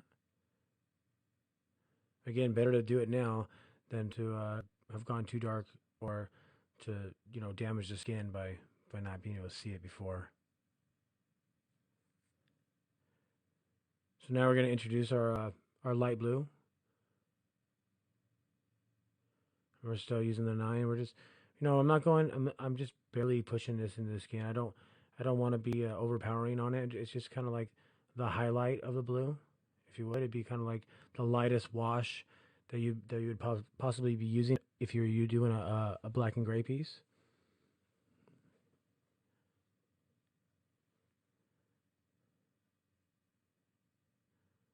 Again, dipping it in the water just to thin it out a little bit.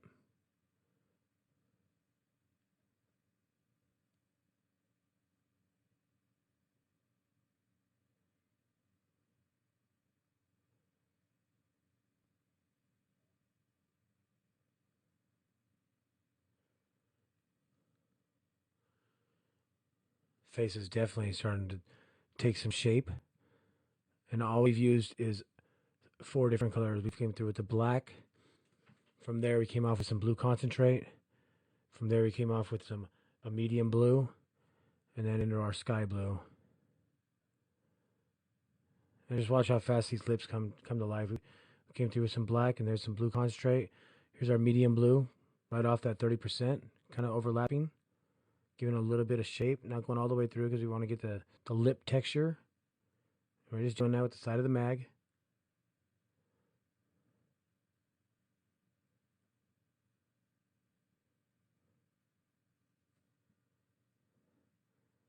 Back into our really light blue, and we're just going to fill that in.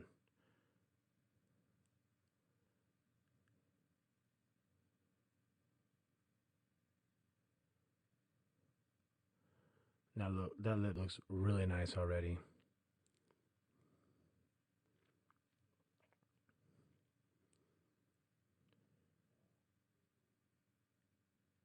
Just working our very top of the lip right here.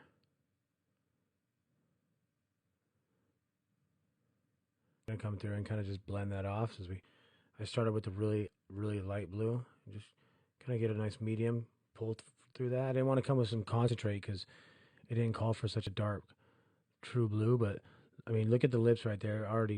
You're already seeing some puffiness to it.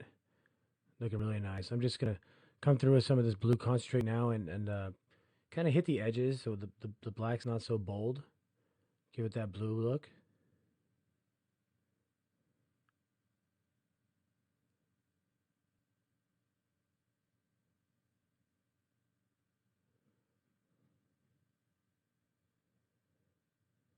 Again, just bouncing back and forth, just making sure any little things need some more depth as you add on to the piece. Something might look great for a second, and then as soon as you start pushing some of that background color or the soft grays or whatever you're doing right next to it, you might look back at it in 5 minutes and say, okay, I needed to go a little bit darker right here, and that's okay to make those changes. The worst part you can do is wish that you hadn't gone that dark. So I'd rather be safe and see how it looks compared to the rest of the piece than to be sitting here and wishing that you hadn't gone so dark because you thought it needed to go that dark compared to the rest of the piece.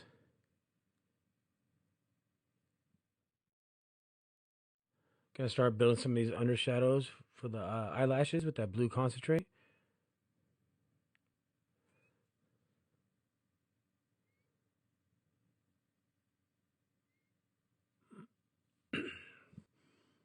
Definitely starting to see this eye come to life with just those two, just the black and the blue concentrate. Already starting to see some depth, bringing the eyelashes up more.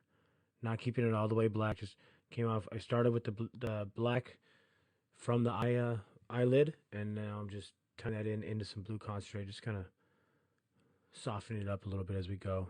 I think black all the way through would have looked a little too dark.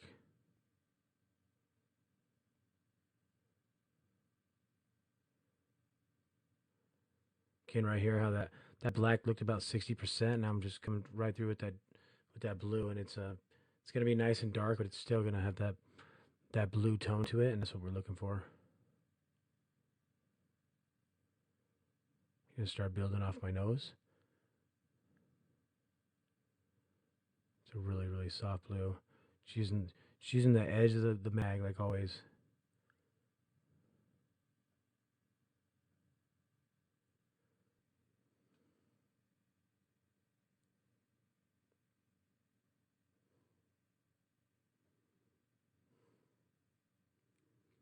Face is starting to look really nice.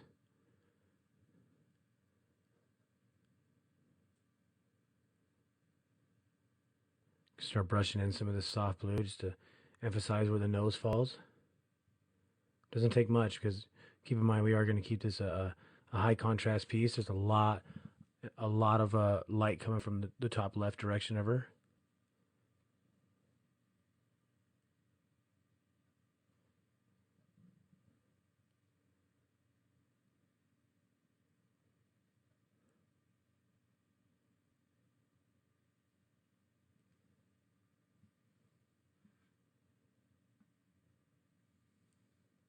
Just getting over that 30% that I left open.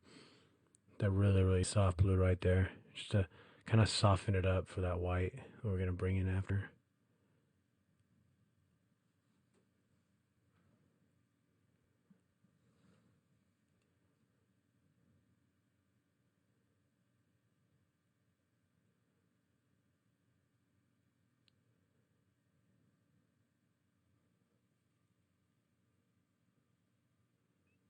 Just looking through my reference, trying to see any little spot that needs that, if it has a really soft gray, then I'm going to come through and just do this really soft light blue. Again, a lot of people might be thinking, well, why are you going to even push white into this face? It already looks like it. But again, my rule is when I'm doing color is I fully saturate the piece. So if it doesn't have a certain color in it, it either gets a flesh tone or it gets white or it gets something. In this case, being that the glare of the light is so bright, we're going to be going through and pushing white in with our 15.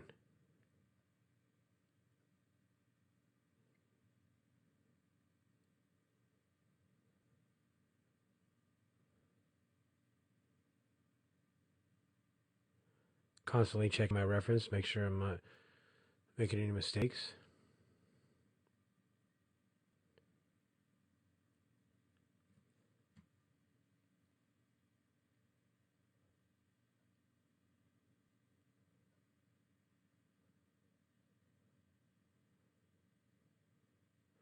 Just getting those lighter tones in there just to kind of build up this eye socket where the nose is sitting in front of, kind of.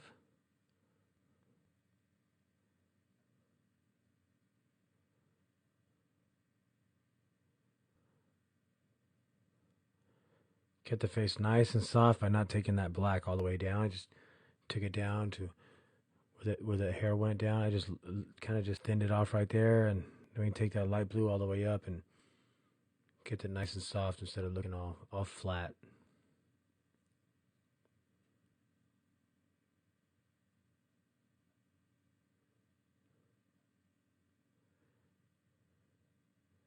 Add a little bit more medium blue. Gonna need some more depth in here. Again, better to do it right now than have gone too dark before.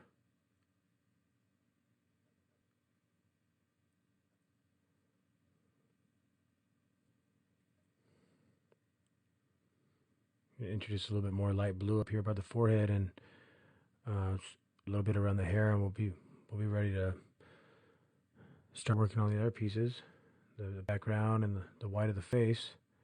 Getting pretty close. I know a lot of you must be thinking I'm tired. You know, I'm feeling it a little bit. You know, I've been working on this piece for hours now, but at the same time, you know, I'm motivated.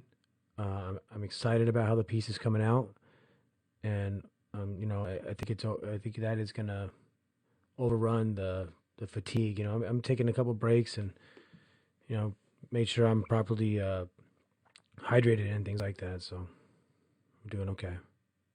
Getting in here with some of that light blue mixed with white, just to kind of get a little lighter tone before we get that white in there.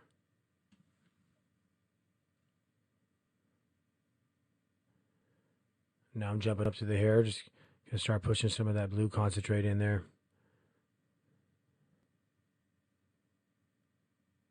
Using the side of the mags, pretty much keeping it at an angle where I can still run lines with the side of it.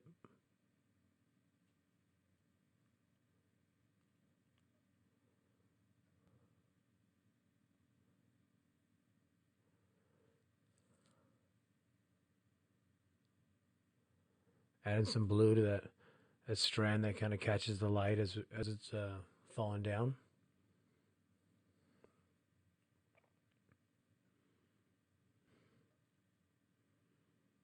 Going to wipe this down, and I mean, the face definitely looks like realistic already. There's already a lot of depth. There is depth already when we just first put in the black, but then once we came off with the lighter tones of blue and kind of just softened up where the shadows are and everything, it's just really starting to come to life.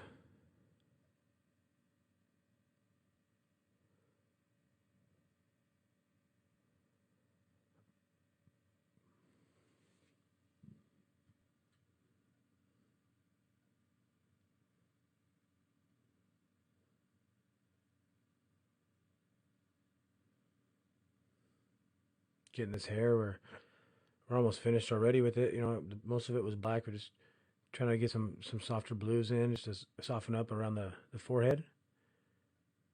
And then we can start pushing our highlights and our background.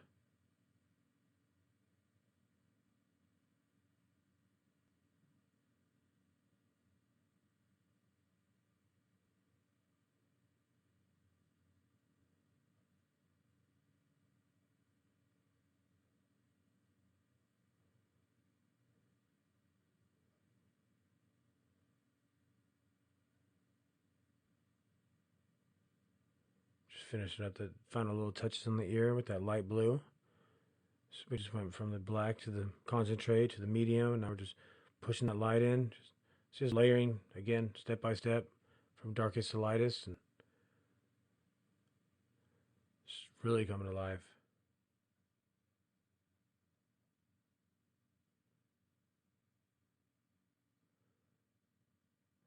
Look how much that flower pops now.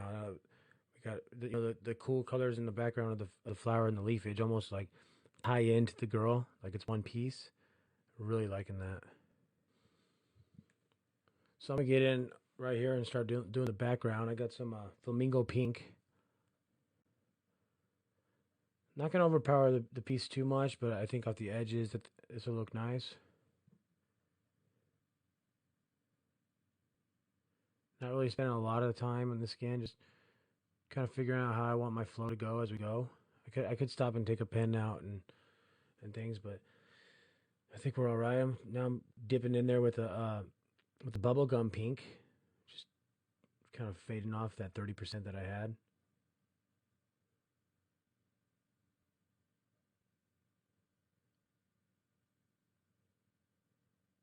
Spend a little bit more time right here, just filling up the area. Kind of keep the same flow out of the shoulder, just fades off into nothing. Same with the pink, just a little bit more, but just look how much the face already stands out because we put a warm color next to the cool. Just little things like that, it's little tips that you're really gonna go far if you pay attention to. The face looks good. Like up top, you see the head, and it looks okay with the flesh tone, especially when I put the white in the face. And you could probably get away with it, but I'm not here to get away with things. I'm here to create things, and so take the extra 20 minutes, give it some kind of background, image, or even if you just came off right off the edge with just a little, if not, even if I just left it just like this, the face would pop so much more just because it has a warmer color just to contrast against the cool color.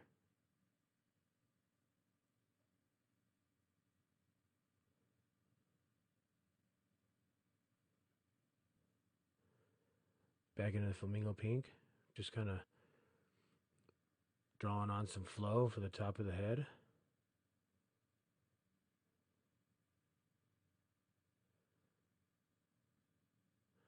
Kind of just want to dwindle it off into nothing.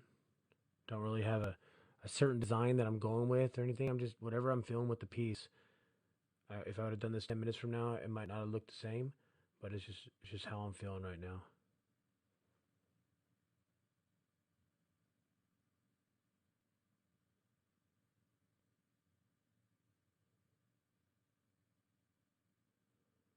Still using that 9 mag. Getting a little bit of darker flamingo pink in there. Start brushing around, kind of soften it up.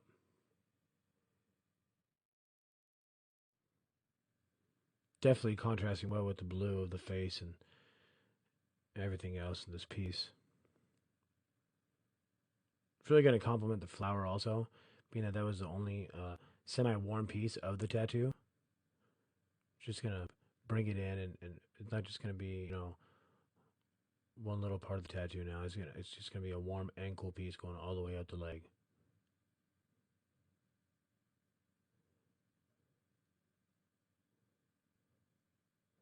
Back into that bubblegum pink.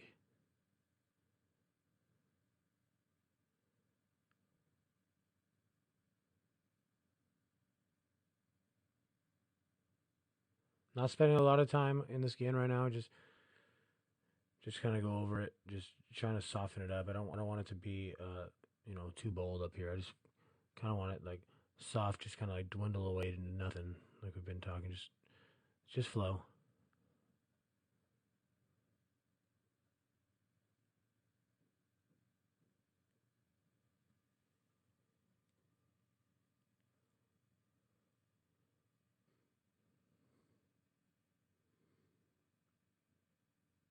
Almost getting it to where I want it to be. Just maybe a little bit more right here. Just kind of tie the rest of the piece in, and we can start getting onto the white of the face, and this piece will be done.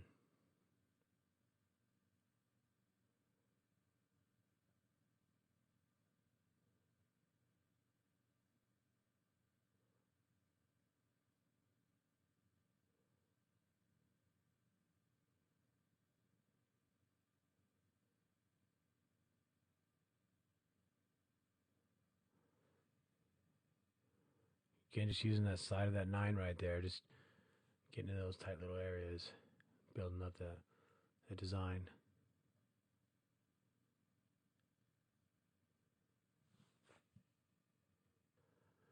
All right, well, I like the way it's looking right now. I'm going to go ahead and leave the background alone and start pushing this white in with the 15.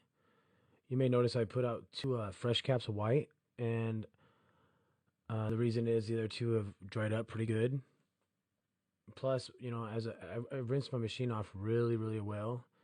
But, as you're using stainless steel tubes, I don't have any plastic tubes with me. So I like to be able to jump back and forth. And if one gets mudded up, then I could jump onto the next one. So I'm running my machine pretty fast right now with the 15. And I'm definitely spending a little more time in the skin. I'm not just brushing it in. I'm kind of just pushing it towards. If you see the direction I'm going, I'm working my way back and forth and kind of tilting my tube at like a 30-degree angle and just kind of pushing the needle into the skin with the white. Normally, earlier this whole time when I was running this machine, it was running at about a 6.4, and now it's running at about a 7. So it definitely did turn it up a little bit.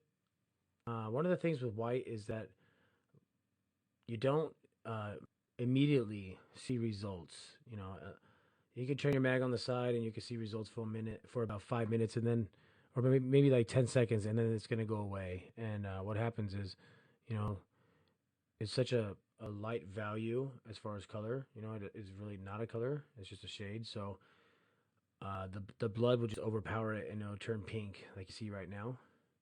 But we're definitely getting white in the tattoo right now, and you'll be able to see it a lot better when we're done and we wipe her down and get some A&D on it. Uh, I'm not gonna make too many passes at once. Like I said, I'd rather hit the area, move on to the next area, and look up at it in maybe a couple minutes and see if something does need to be another passed over. And if that's so, then I'll just make a quick one. But again, trying to keep the integrity of the skin is a big part of my tattoo. And I think it should be a big part of everybody's tattoo because, like I said, if you chew up the skin, no matter how good it looks right now, in a week, it's going to look chewed up and really bad. And so you're not going to want to do that. Just getting in here with the 15, just kind of going over just the edge of that light blue where we left it. And everything else, I'm just, brushing it in, turning my mag sideways so I can get into the areas that are kind of tight.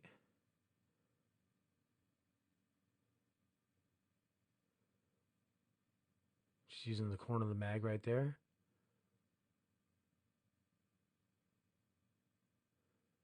Of course, you're going to be able to see the whites next to the blacks and blues a lot better right now, just because they have something to contrast against.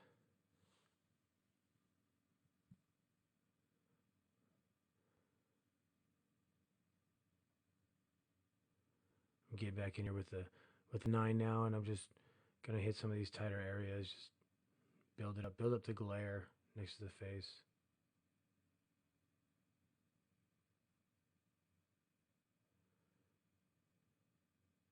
Trying to pull out the detail from all the eyelashes. Just using the edge of the 9 again.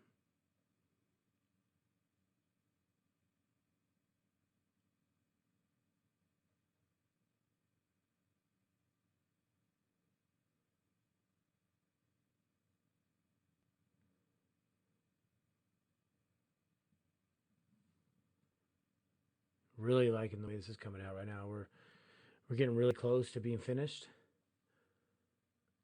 Even when I'm doing white, I brush in a nice thin layer all the way around, and then I kind of go back over the areas that I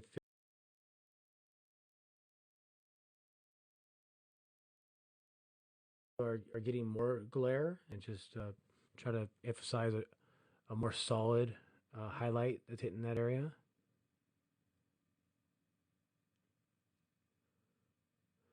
I really feel like it's doing a lot more than if I would just left the piece flesh tone. I know it's kind of red right now, but when it heals up, it's really gonna be vibrant right there. Just doing a little highlight by the ear right here with the corner of the 9 mag, bringing that out. I know we fully saturated with the blue, but Just going over that really soft area where I feel like it needs a highlight to be emphasized more. Some white over the shoulder right here where the glare is catching.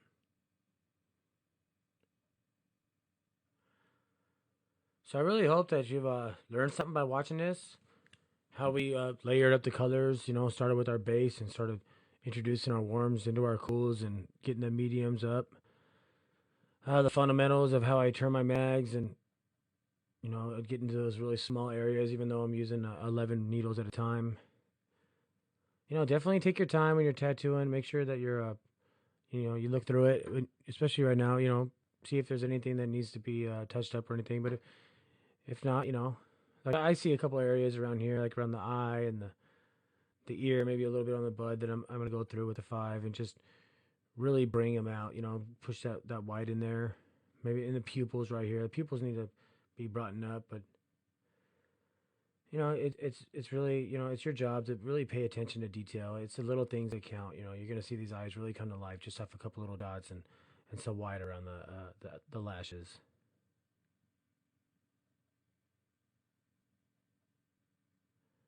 Already we're getting some glare, and I think that really added a lot to the piece.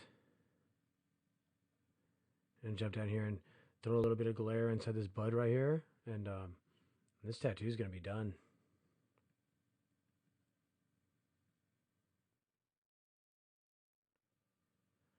So I'm gonna wipe it down right now. Take one last check. Just I know my client's really sore right now, so I don't want to push too hard. I'm keeping it nice and soft, but there it is, ladies and gentlemen. This is this is how to bring a bunch of colors into piece and into a tattoo and get some warms with some cools. I